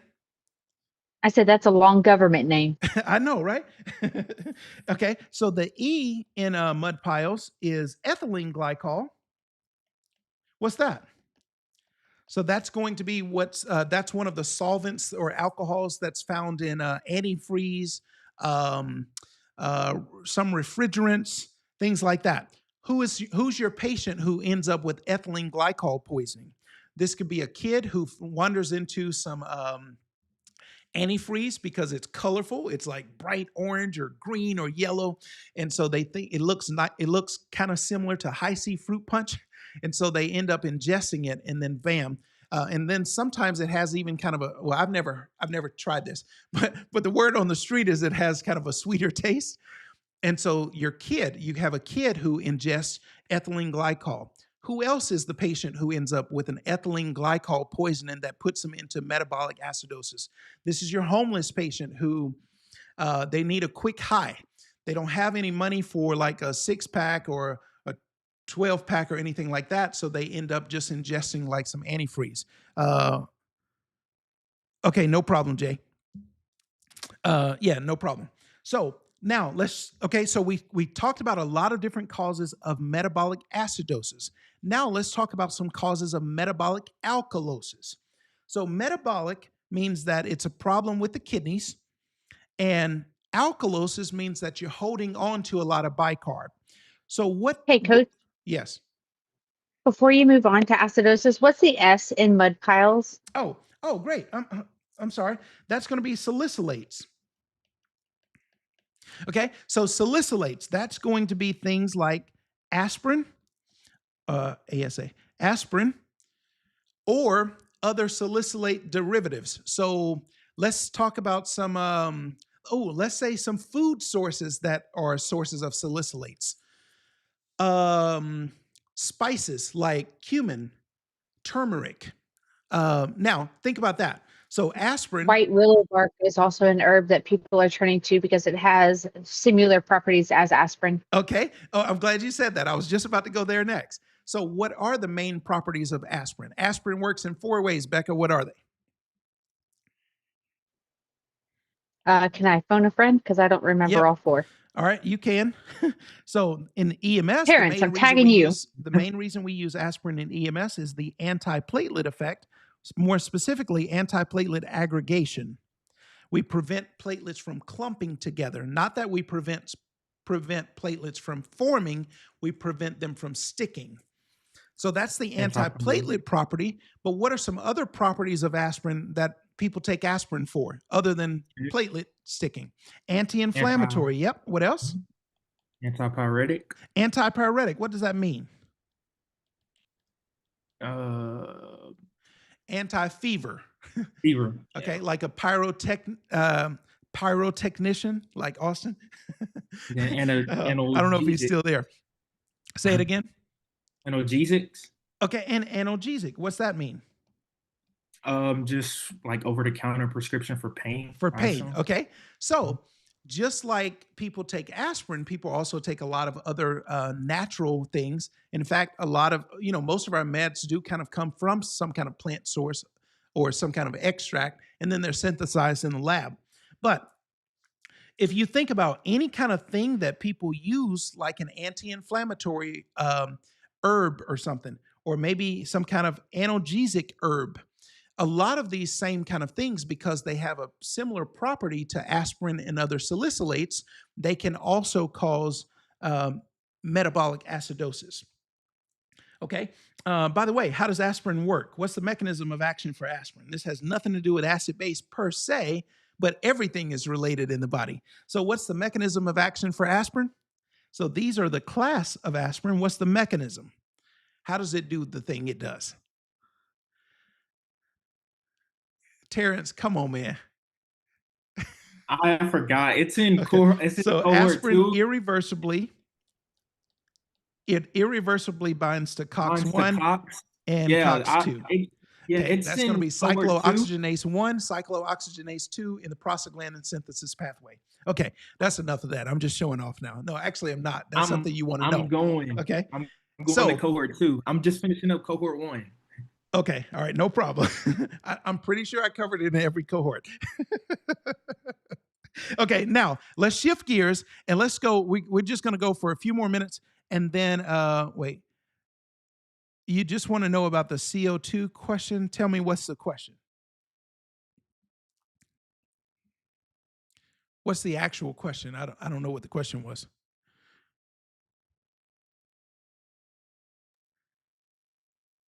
Type it in the chat for me. If somebody sees that, what the question, because I don't know what I'm answering. But let me keep going. And we want to talk about some causes of metabolic alkalosis. So in this case, we're holding on to too much bicarb. What are some situations that could cause that to happen? And I'm going to probably give you some that you may not have thought about. Give me some answers here. Type it in the chat. What are some possible causes of metabolic alkalosis? An overdose on, I want to say NSAIDs. Okay, so I know it's on a medication. It may not be an NSAID, but I know it's an overdose on. okay, many overdoses can cause multiple different disturbances. It just kind of, and it's not like it's just like one moment in time. It's kind of a continuum. You may start off with one acid-base disturbance, but then as it continues to become more of like, let's say an ingestion, as you ingest more of it, you have a higher concentration of it getting ingested. It now shifts you into a different acid-base disturbance. So you would have to be more specific on the overdose. Tums. Overdose on Tums. Okay. So let's say you're taking something like Tums. Yes, that could cause so some kind of indigestion medication. Okay.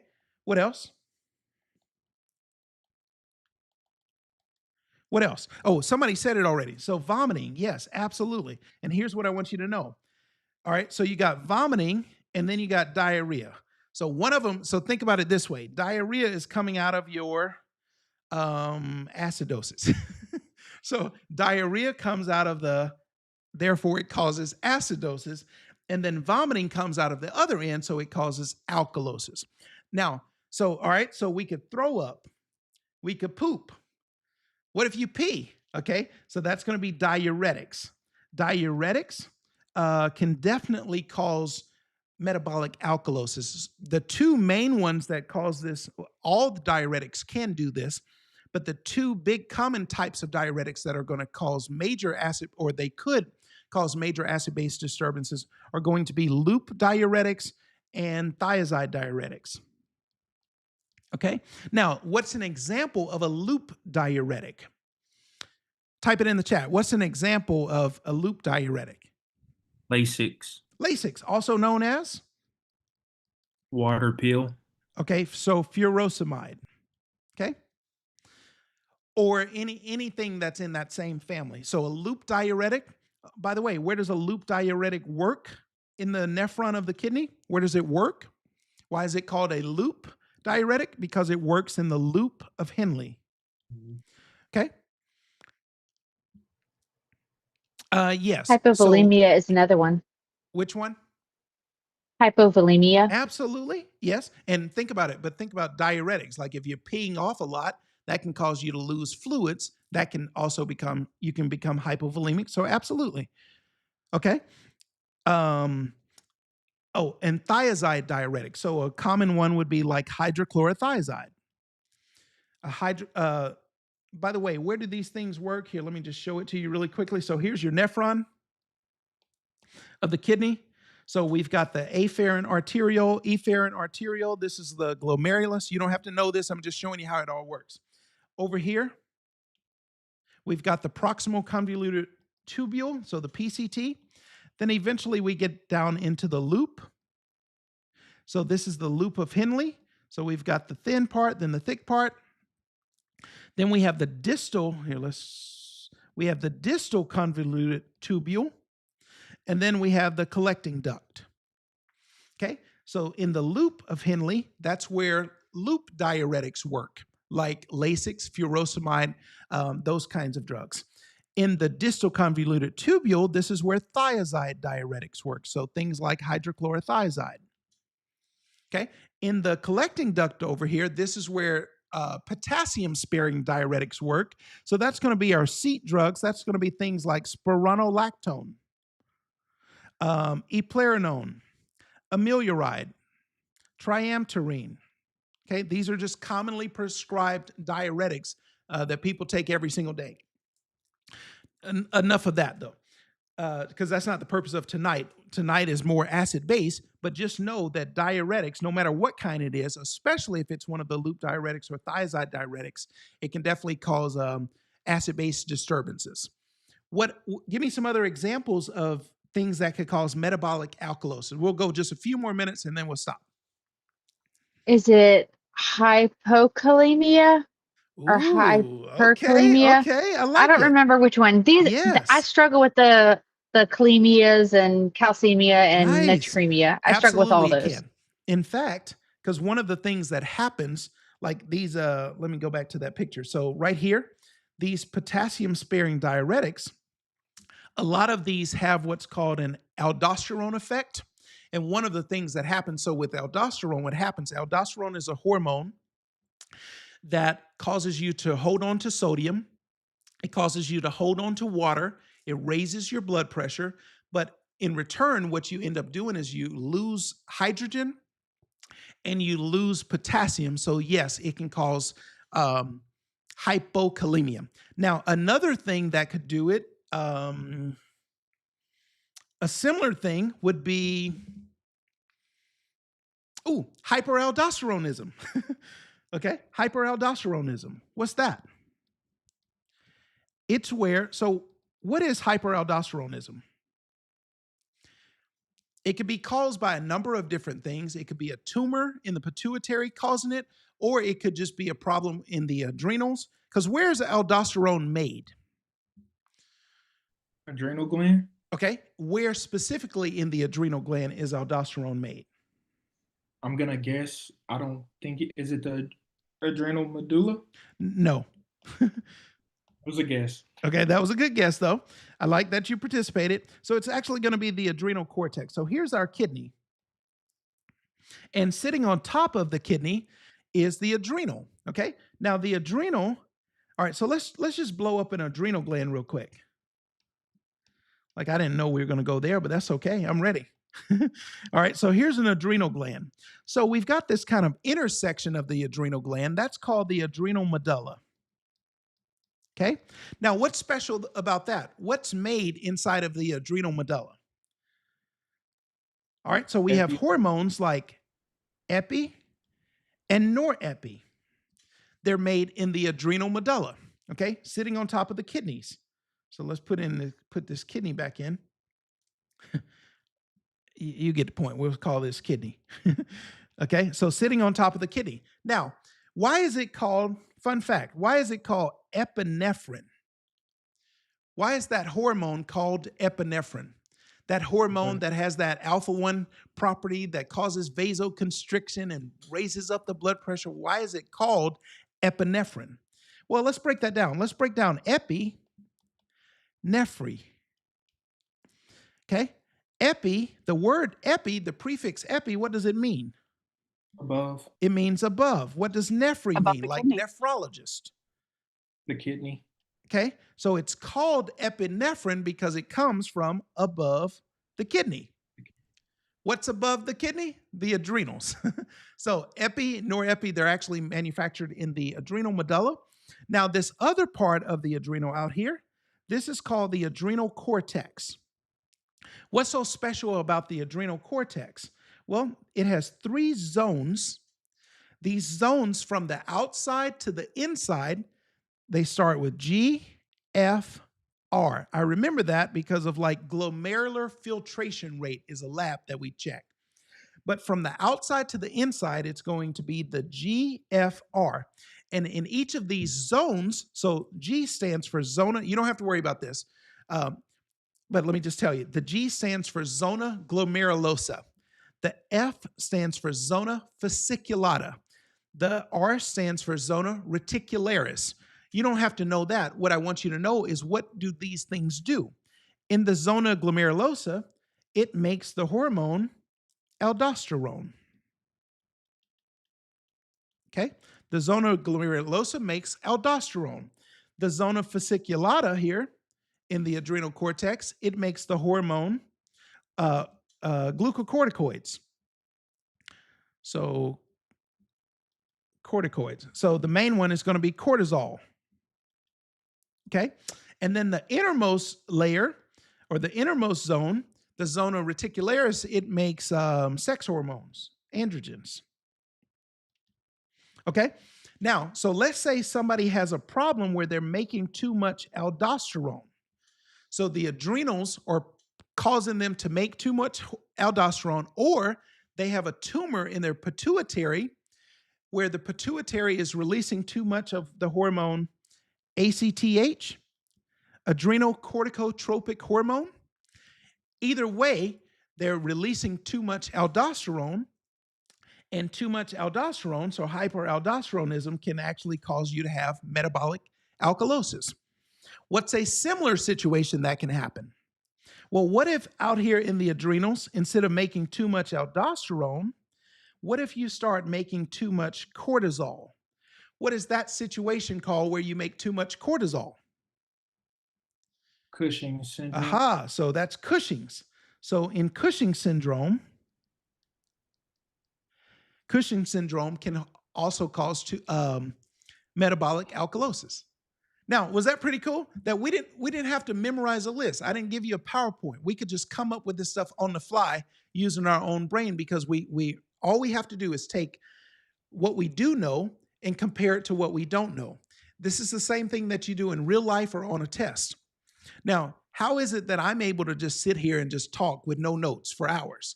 It's because of how I have information organized in my head. That helps me at 3 o'clock in the morning recall information any time of day or night. Now, how did I get to this point? I have drawn these same pictures for like thousands of times. I have said this stuff thousands of times. That's exactly what I want you to do. I want you talking back to me. When you're watching this back in the replay, talk back to me. Draw pictures along with me. You will be amazed that this drawing pictures things, that's like my secret weapon. And that's how I'm able to just recall things so much, is I've drawn, like I literally, every time I'm answering a question, I just have a picture in my head. I just quickly pull up the picture, and then now I can talk. The reason some of you struggle is you don't have a picture in your head. You just have PowerPoint presentations. Okay? Does that make sense? Now, Mr. Joyner, let's pop you up. I think this is our first time meeting. And let's pop you in the box so I can say hello. How you doing tonight? All right, unmute for me. All right, let's ask you to unmute. Good evening. There you go. How you doing? Where are you calling from? Doing well. Memphis, Tennessee. Memphis. Okay. All right, cool. How was tonight's session? I'm not sure when you join. You'll probably need to catch the replay, but I do. I kind of came in last minute. I had a call. I'm Okay. at work right now, but dynamic. I could just listen. Okay. And memorize. Just learning your study tools. Just drawing the pictures that you were talking about. I've been watching you I just found you out last week, so I'm slowly but surely catching up. So, Okay. Yeah. All You can say right. a lot more than me. I apologize for coming in late. Okay, My no bad. problem. Sorry. So just be sure to catch this in the replay. It'll go up tomorrow. Absolutely. But welcome, and Awesome. if you have any questions, you're also able to reach out to us inside of our school community. All right. Absolutely. Becca says she's also in Memphis, by the way. Do you two know each other? No. No. Okay. All right. Well, you got a new friend. Okay. Awesome. Thank you. Let's see if we can. Hey, well, speaking of Becca, let's pop you up, Becca. What did you get out of tonight? And first of all, what question do you have? Because I could just go for hours, but we're going to actually stop.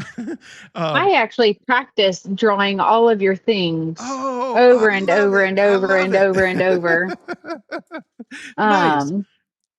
But the biggest thing I struggle with is the kalemias, the natremia, and calcemia. Those are the ones that I struggle with the most. I just finished cohort 1, session 6. Okay. And I'm gonna have to watch it again because I really struggled with that one. Okay. So since you're there, since you just we got to do it, let's go. Let's go into some of these other lab value abnormalities. Okay. Okay. So you said, for instance, you were talking about like the natremias. Okay. So let's say hyponatremia. Okay. Now this Na part, that pertains to what electrolyte? Sodium. Okay. So this is where the sodium, and since it's hypo, is the sodium low or high? Low. Okay. So we have a low sodium. So hyponatremia is a low sodium. Well, in order to know low, you got to know normal. And you always want to know normal for everything. The other thing I want to recommend to you, so I'm coming back to you need to know normal for everything with sodium. When I met my mentor, Dr. Francis, when I was in his program a few years back, one of the things that Dr. Francis kept reiterating is he's like, you guys are trying to memorize diseases, but you've got to know normal. Like when you know normal, it's easy to know abnormal because what's not normal is abnormal, but normal is the starting point. The best way to know normal is you really want to understand physiology and you really want to understand biochem. When you understand the physiology of how the body normally works, diseases are just a deviation from that, okay? And then you also want to understand biochem. So when you know biochemistry, you know how the body is, how it's built. Now, going back to knowing normal for sodium, what is the normal lab value for sodium? Okay, so just like you remember how in pH, the normal pH was 7.35 to 7.45. Okay, the normal CO2, we had a 45 and a 35. With sodium, it's going to be 135 to 145. So the normal lab value for sodium is 135 to 145 milliequivalents per liter. That's a very, very narrow range. And here's what you got to know. So with sodium, what is sodium used for? Well, sodium is used for everything all over the body. All kinds of cells all over the body use sodium to depolarize. What does that mean? Depolarize is just a fancy word. So here's a cell. The cell goes from rest, and then it depolarizes, and then eventually it repolarizes. So at rest, the cell is just chilling. Then depolarizes when it gets all excited so it can go to work. And so at rest, the cell starts off with a negative charge on the inside of the cell. During depolarization, it's where the cell on the inside becomes more positively charged. And then during repolarization, it kind of has to switch places so it can start all over again. So it's going to go back. There's still some positive in there, but it's going to kind of be mostly negative so that it can go back and start over again. Now, how does any cell in the human body get depolarized? Well, one way is sodium. So sodium actually goes through a sodium channel. So sodium starts off on the outside of the cell. And then eventually that sodium goes through a sodium channel with its positive charge, and it brings positive to the inside of the cell. Okay, that's sodium. 99% of all cells in the body need sodium to become more positive. Okay? Now, there are some exceptions. Some exceptions would be, hang on, let me change my color. Some exceptions would be some things need calcium because calcium is sitting on the outside of the cell. It has two positive charges. It goes through a calcium channel and it brings more positive on the inside of the cell. Now, who needs calcium to get excited? Muscles. Okay, in order for muscles to contract, we got to have calcium. But who else needs calcium? The atria of the heart, primarily. This is why whenever we have any kind of atrial problem, like a fib, a flutter, wandering atrial pacemaker, multifocal atrial tachycardia, supraventricular, i.e. atrial tachycardia. This is why for most of these atrial problems, we use some kind of calcium channel blocker. Nifedipine, nicardipine, diltiazem, cardizem, verapamil. Those are all calcium problems, or those are all calcium channel blockers, because the atria of the heart is primarily depolarized by calcium. Sodium still plays a role, but calcium is the main player there. However, in the ventricles of the heart, that's primarily depolarized by sodium. This is why when somebody has a ventricular problem like VFib, pulseless VTAC, this is why we don't use calcium channel blockers for ventricular problems, because they mainly are happening because a whole lot of sodium is going down there. So what is our main sodium channel blocker that we use for ventricular problems? That's going to be things like lidocaine, a class 1 ventricular antidysrhythmic, or we could use a class 3 drug like amiodarone. Okay, now, I digressed. Let's get back to sodium. Sodium is involved in everything. Like 99% of the body, sodium is involved in it, okay? Where else is it involved? It's involved in nerves. So let's say we have a nerve, and this nerve is getting excited because there's all this sodium. Well, when the nerve starts getting really excited, what does that cause? Pain.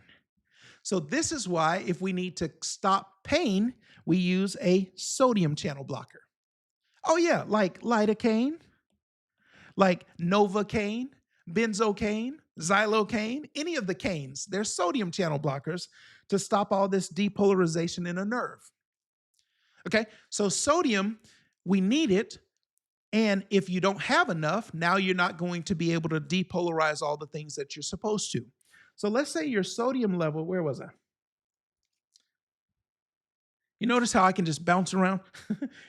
Hold on, where was I? Okay, right here.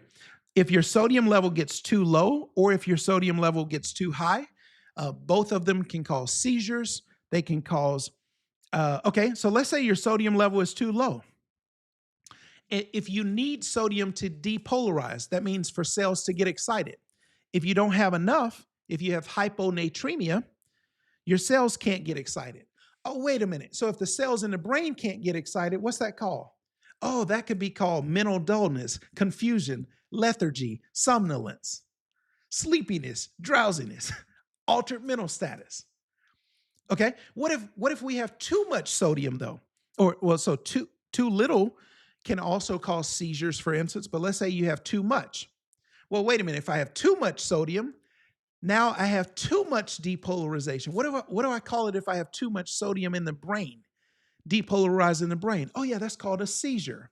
What if I have too much depolarization in the GI tract? What's that called? Oh yeah, that's called diarrhea.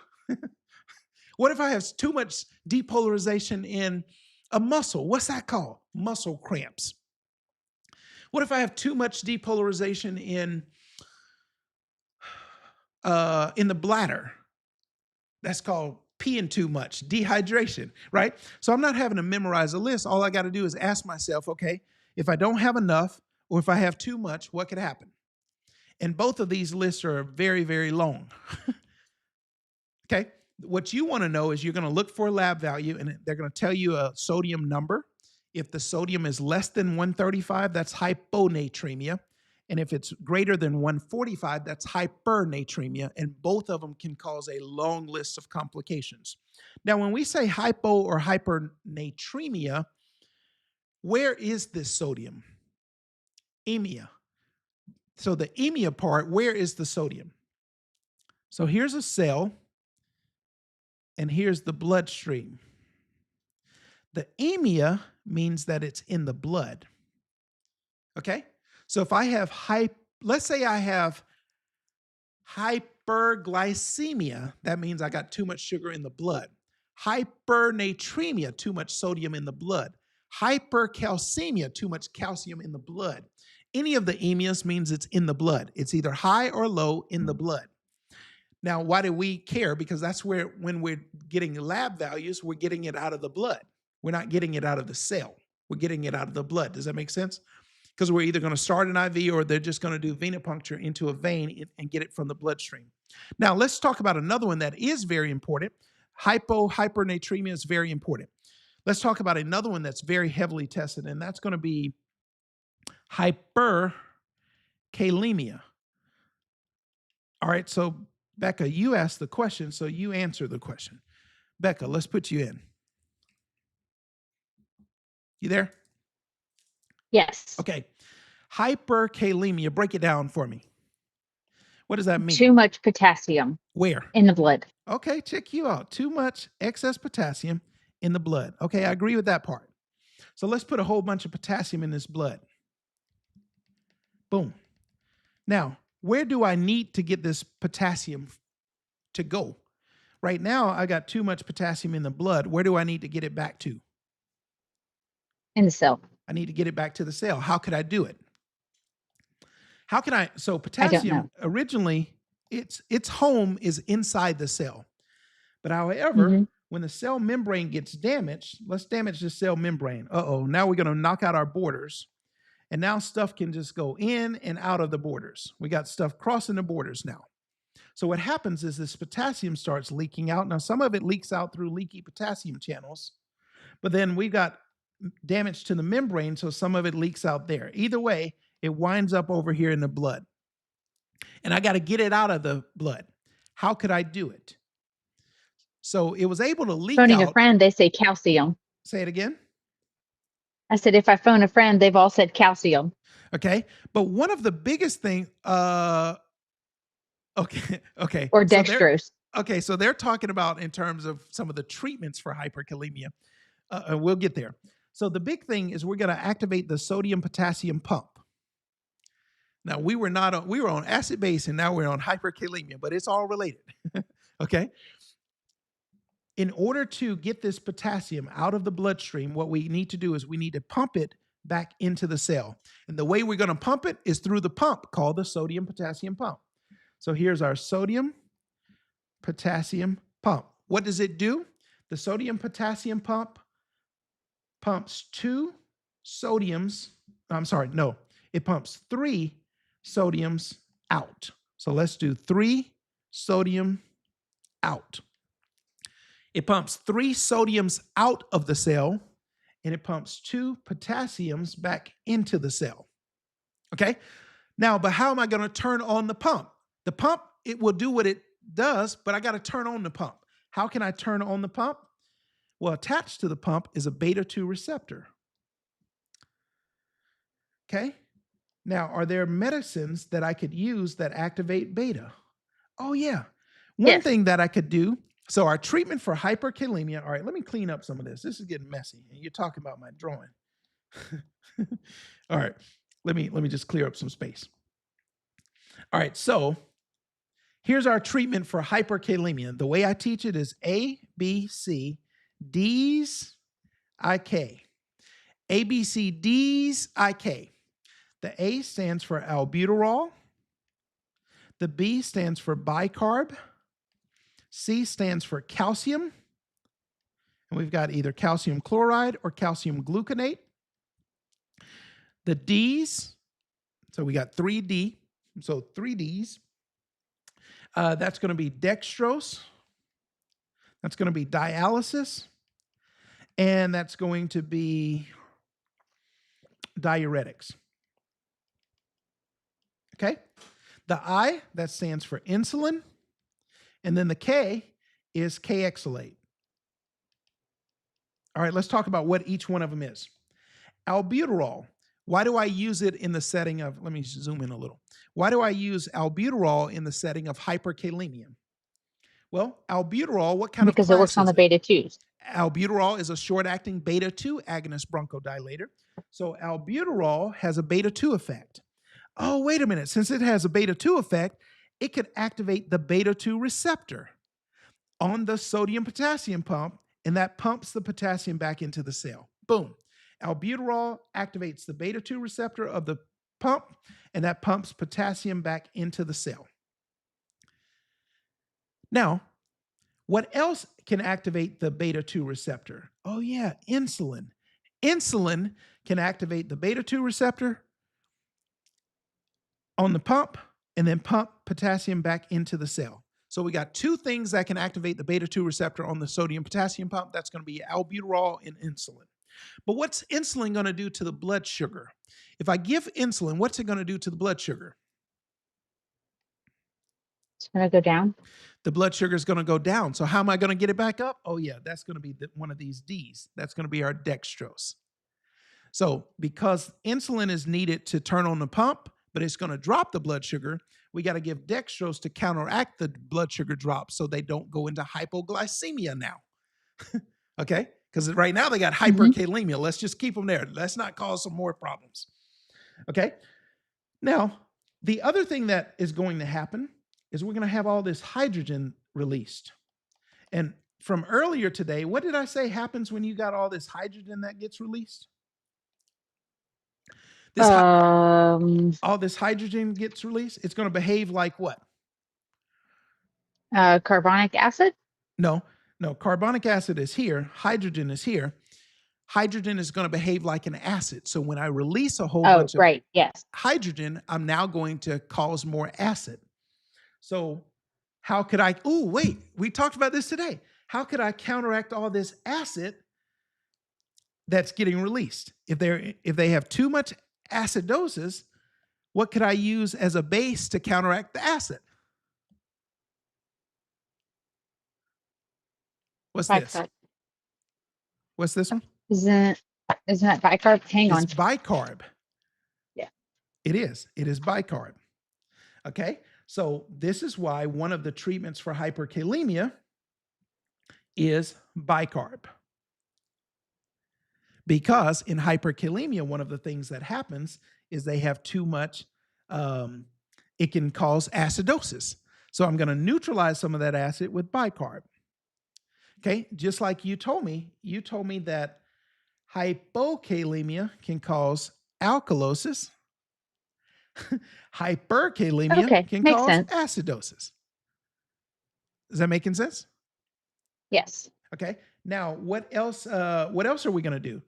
At the hospital especially, they'll do dialysis. Dialysis is going to filter off some of this excess potassium out of the blood.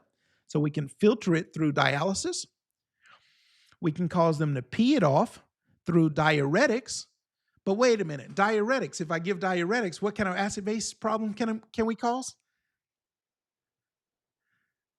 If we give a diuretic, that can cause what kind of acid-base disturbance? And metabolic. Okay, it can cause metabolic alkalosis. See how all of these things can cause so many problems? Okay. Another thing that we're going to do is we can cause them to poop off. We can cause them to have diarrhea and poop off some of this excess potassium. And that would be through something like K-exolate. So that's going to be hyperkalemia. This is a really important one to know. Okay, now, how would you recognize hyperkalemia in a lab value? Well, you got to know normal first. So what's the normal potassium level? I don't know. All right, normal potassium is 3.5 to 5 milliequivalents per liter. So 3.5 to 5. So hyperkalemia is where you have a potassium greater than 5. Hypokalemia is where you have a potassium less than 3.5. Okay? Now, what if you don't have a lab value, though? If you're out in EMS in the street somewhere, how could you suspect that they may have hyperkalemia? On an EKG, what kind of EKG changes are we going to have with hyperkalemia? Peak T waves. All right, so we'll have peaked T waves, okay? Especially as we get higher in the numbers, we'll have peak T waves. What other changes are we going to see, though? Prolonged PRI. Okay, so increased PR interval, yes. And what and a wide QRS. And a wide QRS, so increased QRS. Now, when you stretch out the PR interval or when you widen out the QRS, what does that do to, because on the EKG paper, we measure time from left to right. If you stretch things out, that means things take longer. So if things are taking longer, is the heart rate going up or down? Down. Down. So that's going to be a decrease in heart rate. So, i.e., bradycardia. So some things that you're going to see in hyperkalemia are going to be peak T waves, increased PR interval, increased QRS, and bradycardia. Okay? Now, what are some causes of hyperkalemia? What are some things that could cause you to lose potassium? Upset stomach. Okay, so upset stomach that's causing you to vomit, that could cause you to lose potassium. Absolutely. Okay, so think about the things that you just told me already. We talked about so things that could cause hypokalemia could be things like hyperaldosteronism, Cushing syndrome, the same kinds of things that can also cause metabolic alkalosis. Diuretics could cause you to lose your potassium. Loop diuretics are big on that. Thiazide diuretics, definitely. So some of the same things that can cause metabolic alkalosis can also cause that would be hypokalemia, not hyper. What are some things that could cause hyperkalemia? All right, burns, sepsis, crush injuries, rhabdo, compartment syndrome, tumor lysis syndrome, things like that. Lots of things can cause hyperkalemia. All right, let's say you have a hyperkalemic patient. We'll take you out for a minute. Let's say you have a hyperkalemic patient. What medicine would we need to use caution on if we're managing their airway? You got a hyperkalemic patient. What medicine do we say, ooh, I don't know about this for if they got hyperkalemia? What medicine deals with intubation? Okay, that's going to be SUX. So succinylcholine. What do we know about SUX? SUX is a neuromuscular blocking agent or a depolarizing neuromuscular blocking agent. It causes what are called fasciculations, so your whole body starts shaking. So it causes those fasciculations. All these muscles start contracting over the whole body at the same time, like their eyelids, everything. But one of the things we got to watch out for SUX is if they have hyperkalemia, burns, any kind of thing affecting their potassium. SUX could also do that. And the other thing that SUX could do is it can cause something called malignant hyperthermia, where their body, think about they're having all these muscle contractions that produces a lot of heat. So their body heats up. They can actually have a dangerously high temperature, hyperthermia, and have a really high fever. So what's our antidote for succinylcholine that causes malignant hyperthermia? What's the antidote for that? That's going to be the drug called dantrolene. Dantrolene. D-A-N-T-R-O-L-E-N-E. Dantrolene is the antidote for succinylcholine that causes malignant hyperthermia. Okay? Now, one thing I forgot to mention was the calcium. The calcium, what does it do? Why do we give calcium in the setting of hyperkalemia, especially if they're having changes in their EKG? Because the calcium is going to come here and stabilize the membrane. So it's going to kind of fix these holes in the membrane to prevent things from leaking in or out. Okay? Now, Mr. Joyner, I want you to give me a recap of hyperkalemia. Let me find you again. All right, I want you to teach this back to me and then unmute for me. And I want you to teach back hyperkalemia. And can you do it without the picture?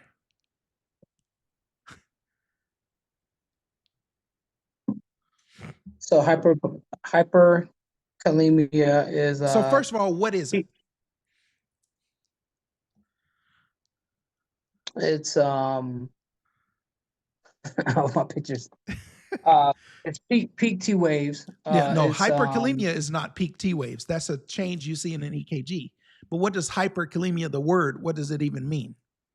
It's high potassium. High potassium in the blood. It's elevated potassium in the blood, okay? In the blood. And elevated means that the value is higher than what? 145. No, that's sodium. Potassium. What's the normal potassium level? 35 to 45. No, that's CO2. I'm all over the place. Help Okay. me out. The normal potassium level is 3.5 to 5. Normal Check. potassium is 3.5 to 5. So high potassium is greater than 5. Okay. So hyperkalemia is where your potassium in the blood, potassium as measured in the blood, is greater than 5.0. Okay. Now, Check. what are some changes in the EKG that we could see to let us know without the lab values? Now, give me that answer. That's when you have your YKRS, prolonged PR, Prolonged PR and interval. Okay. and peak T waves. All right, say it all again. And So peak T peak waves, T wave, prolonged PR interval, and YKRS complex, and bradycardia. prolonged PR. Bradycardia, yes, sir. Okay.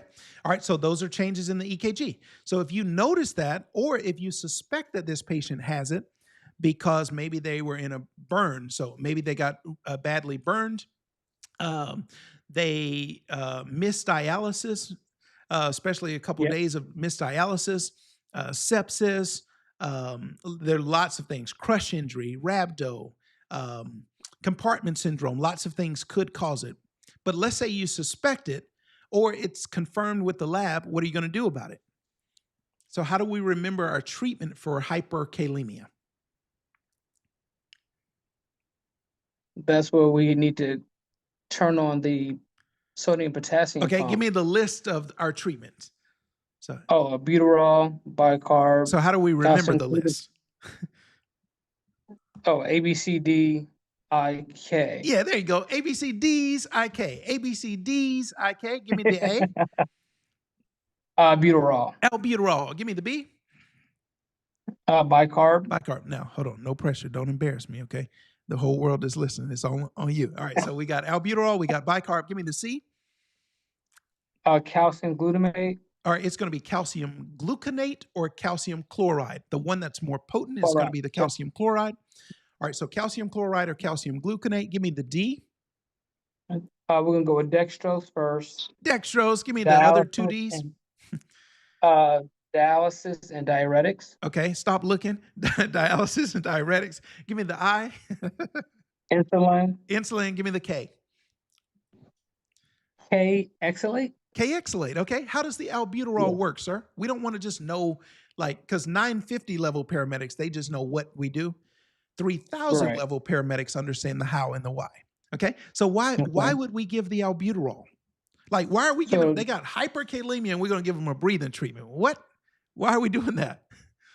So we have beta 2 that's going to connect to the potassium sodium pump. Okay, sodium potassium pump, also known as the sodium potassium ATPase. So it's going to activate turn on the beta 2, or it's going to bind to the beta 2 receptor on the pump, and that turns on the pump. And then the pump is going to pump in potassium. How many potassiums go in and how many sodiums go out?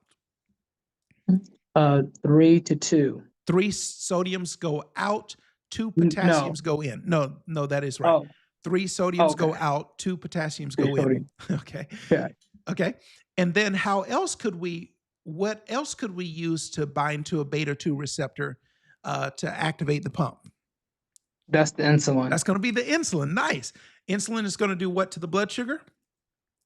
It's going to drop blood sugar. It's going to drop the blood sugar. So what are we going to do to counteract it? The dextrose. Dextrose. Okay. Ooh, hold on. We're going to stop there for a minute and come right back. Where's insulin made in the pancreas? Which cells make the insulin? Islets of. Okay, they're islets of Langerhans. That's correct, but the islets of Langerhans make 3 different kinds of cells. We have alpha cells, we have beta cells, and we have delta cells. The alpha cells make the hormone glucagon. The beta cells make the hormone insulin. The delta cells make the hormone somatostatin. Okay? So insulin is made by the beta pancreatic islet cells. So that's the islets of Langerhans. Okay. So hit me with that one more time. Insulin is made by what kind of cell of the islets? Langerhans. Okay. All of these are the islets of Langerhans, but Yes. each thing is made by a specific cell type. Insulin is Check. made by which one? Beta. Beta. Glucagon is made by which one? Alpha. Alpha. And then delta cells make Cinemastatin. Oh my gosh, I'm somatostatin. sorry about that. That's okay. Somatostatin. Okay, it's like Great the word. emergency brakes of the body. That and GABA. Okay, now go back to this insulin for hyperkalemia. We're using it to help turn on the sodium potassium pump. And what are our other treatments for hyperkalemia? So you covered the A. What about the B? Why do we give the bicarb? That stabilizes the cell. Is that the bicarb? Oh that no does no, that? no no no no no no no no no. That it actually takes the hydrogen out and replaces it with the hydrogen ion. Well, we have hydrogen ions that's causing acidosis, and we're going to neutralize that acid with bicarb. With the sodium bicarb. Yeah, so Right. the bicarb neutralizes the acid. Okay. So What stabilizes the cell membrane? What drug are we going to use? calcium. That's going to be our The calcium. calcium. And that's actually going to be the first drug we need to give. And the reason is because as that potassium level continues to rise, like as long as the membrane has holes in it and more potassium keeps leaking out in the blood, it can actually slow down the heart rate to 0. In fact, it's one of the drugs that's used in the lethal cocktail in lethal injection. They actually give potassium to stop somebody's heart rate on purpose. Okay.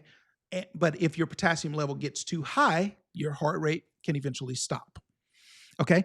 Yes, this will be on YouTube after the stream ends. Yes. All right. I appreciate it. Give me, no, somebody else asked that question. Give me the other treatments for hyperkalemia. All right, so we gone to albuterol, bicarb, calcium, dextrose, of course, dialysis, Okay. diuretics. Okay. How does the dialysis work? That's pulling potassium off or out of the system, off the cell. Yeah, it's filtering The out filter- the the excess filter- the potassium out of the filter. blood. Okay. Yeah. What about the diuretics? That's going to be elimination, so they urinate or Okay. get rid of it that way. Okay, good. Oh, wait, diuretics. But if we use diuretics to help with this potassium, if we use too many diuretics and we cause too much of a fluid shift, what kind of acid-base problem could we have? I'll say that one more time. If we cause too much diuresis, we pee off too much, what kind of acid-base disturbance could we have with diuretics? Alkalosis. We would turn them to become more alkalosis. Okay, what kind of alkalosis? Respiratory or metabolic primarily? Metabolic. Oh, it could cause metabolic alkalosis. Wait a minute. In metabolic alkalosis, how's my pH, CO2, and bicarb going to be? It's going to be below 7.35.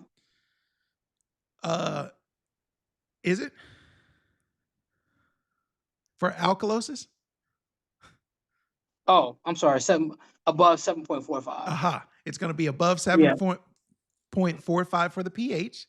Okay. Yeah. What about what if the CO2 is trying to help it out? How's the CO2 going to be? Opposite. Okay. So where's it going to be? Acidosis is going to be Okay. below All right. Give me a number. 7.35. Below 7.35. No, we're talking CO2 now. Oh, I'm sorry. Below 22. CO2? All right, just think. All right, he's getting stressed out. His cortisol levels are I'm rising. sorry. All right, just take a deep breath. So it's 35, so below 35. No, what I'm saying is, so remember how when the lungs are trying to help him out, the compensation is going to be on the, so we're talking about alkalosis, right?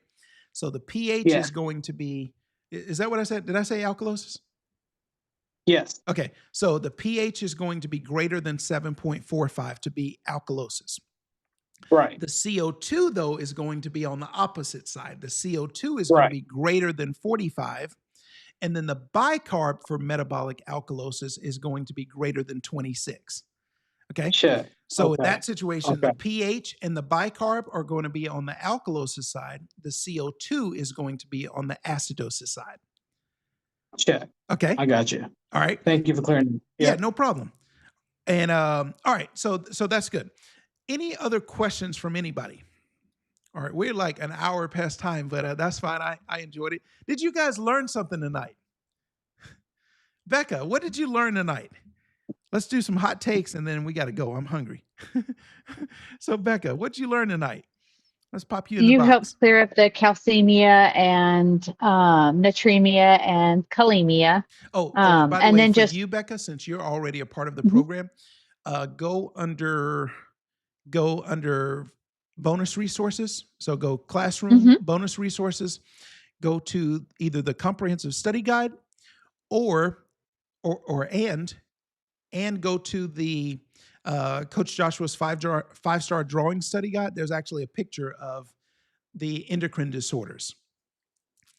okay, So I will go through like hypercalcemia, the other lab abnormalities as well. And then I'll wonderful. also go through like Um, thyroid and adrenal problems, thyroid storm, myxedema coma, Addison's disease or Addisonian crisis or Cushing's disease. I go through all of that in the comprehensive study guide and the Coach Joshua's five-star drawing study guide.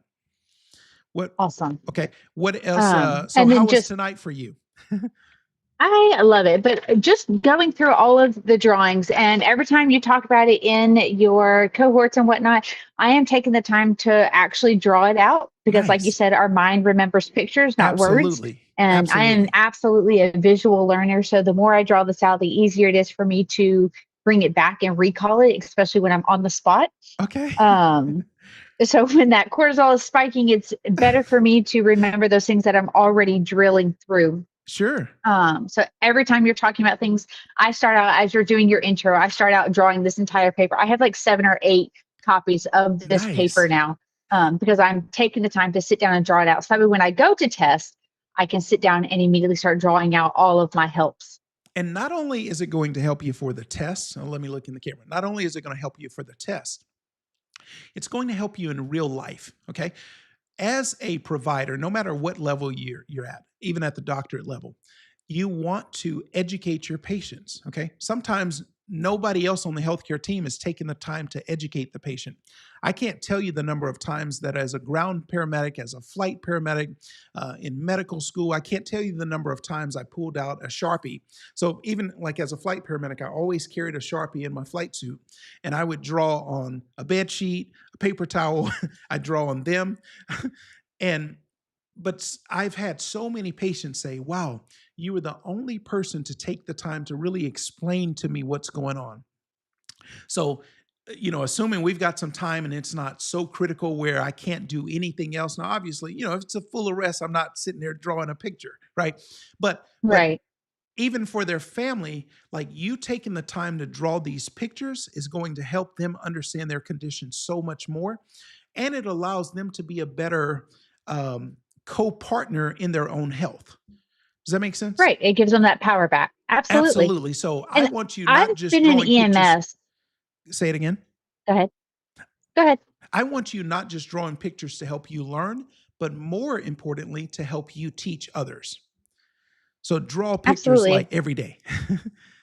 Yeah, Okay. I am with every single lesson. As soon as you start your intro, this is what I start drawing out. And I've been in EMS for a little over a decade, but it's been on the admin side of things. So we teach a lot of continuing education classes and stuff, but no one, not even my instructors, have broken down things to this level to where it's easy to comprehend and it's easy to recall. So this will absolutely help me, not just me as a provider, but Wow. also helping power other people as well with love your it. education. I love it. Thank you. Thank you so much. And this guy named Alex on YouTube. I don't know if you're in our community or not, but if you're not, hey, this guy named Alex on YouTube Did you learn something tonight? If you're still there, comment in the chat for me. And Becca, thank you so much. Reach out to me inside of school if you have any questions. When are you testing, by the I way? absolutely will. August 14th, I believe, is the date. Okay. Today, All right. I've been up since 4 a.m. this morning, so my brain is not there completely. That's okay. But I think it's August 14th. Okay, no problem. Hey, but thank you so much. Let's bring in Evelyn. Evelyn, how was tonight? Oh, now that I'm home, it's good. Okay. I caught up to most of it. I'm trying to catch up on my notes. But I learned it explained a lot on the whole acid and alkalosis, like the respiratory alkalosis, metabolic, and all that. Okay. I have a better understanding on on what to look for, what to say, what it is. Sure. Depending on the scientific. Sure. Good. Good. Okay. Did you have any question? I don't. I'm just trying to get as much info as I can before I test. All right. Good. All right. Mr. Joyner, what was tonight like for you? I think this was your first session with me. What was tonight like for you, sir? I have some work to do. No, this was great. I watch your videos. This was amazing. I need this. I like to be like with my screen on black, so this was good. I needed the fight, the kind of like the rapid fire. I kind of needed, I need that. So no, that's amazing. Okay. Great work. And I don't think you're in the full program yet, right? No, not yet. Okay, you should probably get in. Yeah, I am. Okay. Very soon. Very soon. There's a lot more of this like inside the real community. I believe it. Yeah, so definitely. Especially as you start going through the cohorts, we've helped a lot of people pass the exams. And but there's a reason. It comes down to like how I'm teaching you how to break down the question. I'm going to teach you a framework. I'll teach you the 5-star medic method. I'll teach you the 5 steps of taking a test. I'll teach you the main triangle of oxygenation, ventilation, perfusion. And you're going to see me drill that over and over and over again, like lots and lots of times, like 100+ times. But then there's so many other resources that once you're in the full program, there's so many other resources that you have with rapid drills, with practice questions, with drawings, with study guides. I mean, you like all the resources. In fact, I even recommend that people not use other outside resources and really just lock in with us. The people who do that actually get the best results. The people who try to use like 10 other resources, they sometimes get confusing information, and that leads to bad results. But so I hope to see you inside our full community, and then everybody in the community. I think they will vouch that we definitely do everything possible to support you across the finish line. I appreciate that very much. No problem, Becca. So, but was tonight beneficial for you? Absolutely. Okay. I feel a part of the community. I'm on my way, like I said. But again, thank you. Come home, man. We're waiting on you. We don't want you out there in the cold by yourself. Oh man, I'm freezing. Thank you. Yeah. Get out of the cold, man. and also as a coach, I'm able to help people get much better results and faster than you just trying to wing it and figure it out on your own. Because the thing is, you only know what you know, right? And as a coach, I still have coaches coaching me. In fact, that's what makes me a better coach, is the fact that I'm constantly being coached myself. Okay. So we would love to have you jump on board with us, and we have all the resources there. You just got to get inside. But I'm grateful that you came tonight, and I hope you found this very beneficial. What was actually the difference in how I teach compared to other programs that you've used? I'm sure you know this, but you keep it simple. Keep it simple. Draw the pictures. How it works, how calcium stabilizes the cell. That's important. Check you out. Now you're just showing off. Okay. Now, hey, listen. I love it. I'm seeing you. But again, I appreciate it very much. Keep it simple. I really appreciate it. Thank you so much. Okay, cool. All right. So this guy named Alex, he actually did respond. He caught the back end of the stream. He's eager to rewatch the whole video. It will actually, once this ends, once the video processes, it will go. You'll be able to catch the whole thing. This guy named Alex. By the way, what What level are you testing at, or are you testing, or what's your situation? I can't see you. You're out on YouTube, so just type it in the chat quickly for me.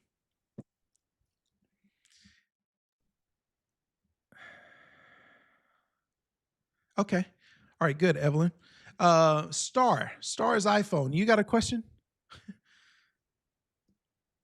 I don't know who you are, but you got a question, or you want to say anything?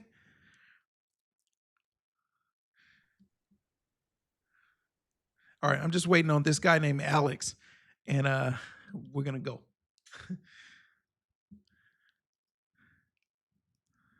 Shout out to this guy named Alex on YouTube. Where you at? Wake up.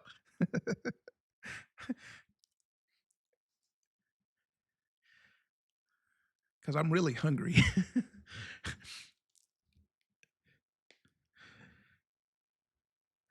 Okay, I don't know. I think he's asleep. But guys, it's been a pleasure being with everybody tonight. If you have any questions for those of you in the community, we do have a comment. Let's see. Okay. All right. So Star's iPhone, you are getting ready to take your test.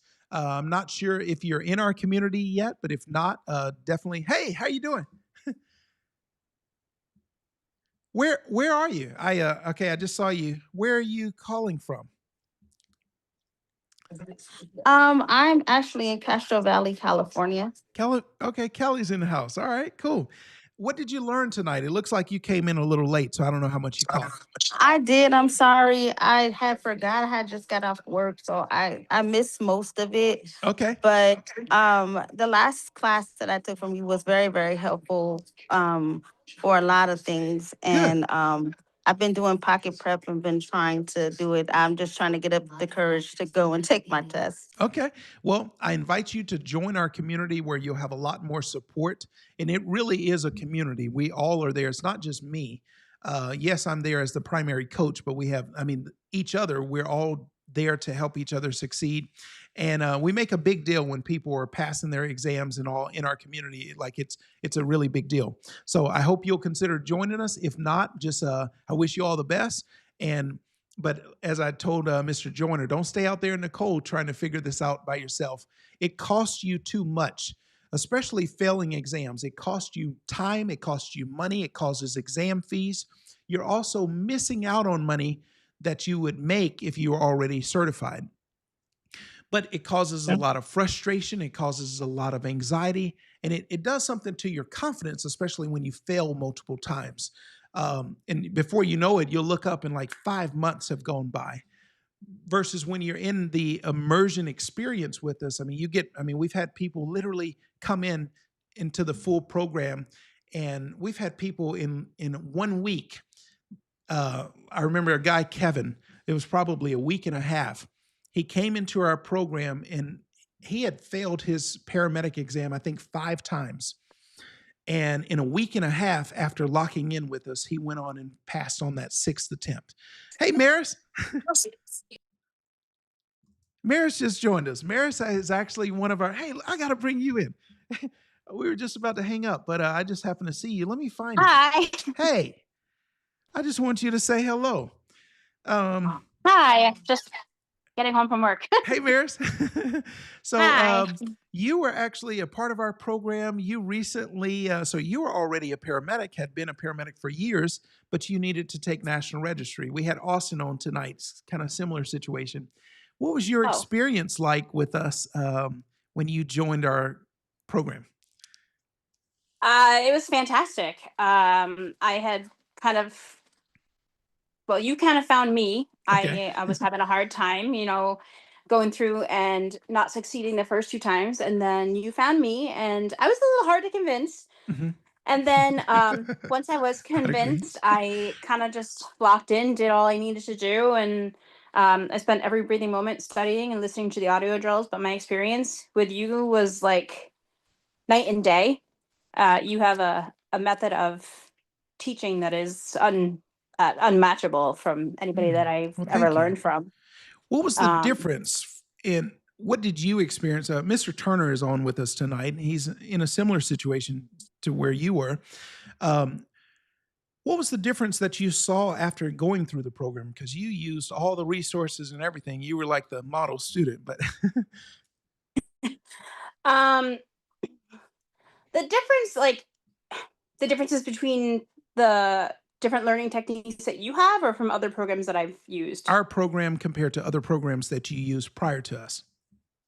So your program has something for everybody. There's a for every type of learning method. Every if you're a visual learner, there's pictures. If you're an audio learner, there's the audio drills. They were my favorite.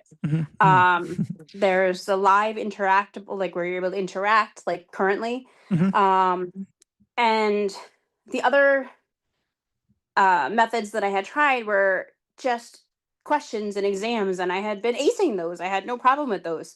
And then I would go for my exam and I would not produce the same results that I would produce on the questions. They were so much easier, not challenging. And then I had your program, and it just challenged me in every way possible. And I just kind of like, the questions were harder. The questions from the previous apps, and just every method that I kind of just listened to everything, did everything that I needed to do at my own pace. But I, like, every breathing second that I had, whether I was laying on the couch, I had my headphones in and I was listening to the audio drills, even if I was subconsciously, like if I was asleep, I still had them on. And you were actually one of our private coaching clients. So you and I got to work together one-on-one. And I think if you don't mind me sharing this, I think the biggest thing that that Maris kind of had was just kind of a lack of confidence. Her knowledge was actually strong. It was just more of a lack of confidence. And I remember in our private coaching session, I said, Maris, I remember at the end of the session, I said, well, if you need me to say it, Maris, you are ready. You did. Yes, and I did. I needed you to say it because I've just been, I've been knocked down a lot in my life. And Sure. so my confidence has never been overly incredible. And so like, Okay. I needed to believe in myself more than anybody else did. And you had that all along, that I, could do it. And I sat through that test, and then it shut off like you said it was going to do. And I like froze, and I was like, oh no, what do I do now? And then, but And then, I literally said this, like if we go back and watch the replay, I literally said that once it figures out that you're awesome, Maris, it's just the screen is going to blank out. And then the next thing is going to be congratulations. And that's what happened, right? Yeah. And I froze there for a second. I was like, I guess that's it. Yeah. So you were definitely one of the model students. And then Jalen came right behind you. And it was just so cool. Jalen actually just passed his exam probably a week or two, or maybe a week ago or something like that, on his 6th attempt. But I saw how his confidence just, like, when we did a live session recently, I remember asking him an anaphylaxis question one day. And he said, hey, you want me to go back to the beginning, like sensitization? I said, oh, sure. But I remember seeing Jalen when he first started, and then to see him just weeks later, I'm like, wow, this is not even the same person. But like I tell you guys, I never want you to be just the 950 medic. I want you to be that 3,000 level person that's able to give amazing care. And so it's been an honor having you as a part of the program. And thanks for all that you do to contribute and give back to the community. So thank you so much. Thank you. You All too. right. However, I've had a couple people reach out to me privately and ask me a couple questions. And the only thing that I keep really saying to them is to just reach out to you about a private session, because I think that it was really beneficial for me. Okay. Even if it wasn't necessarily just going through the questions, it was more so the fact that, like, you were physically able to tell me, like, after my performance, that I'm ready for this, that, if I didn't think that you were ready, I would tell you that I think we need to do a little more time, and I just kind of took that and ran with it. And so everybody that has messaged me, I've kind of said, like, have you done a private session? And you probably should. Okay. It was very beneficial on my behalf. Like, okay. Well, I appreciate it. And thanks for the shout out. All right. Well, guys, it's been an absolute pleasure. We're going to go ahead and end it because we're way over time. I was just having fun. I hope you got some value out of tonight. The replay will go up. For those of you in the community, the replay will go up tomorrow. By the way, for those of you in the community, I'm actually going to be leaving tomorrow to go. My family and I are going to be traveling for several days. And so You may have a delay in me responding because I may not always have access to cell service, but I will respond as quickly as I'm able. And otherwise, I will see everybody back. We will probably have another live session next week. Thank you guys for joining us tonight. Have an amazing night. You too. Thanks. Thank you. You are certainly welcome.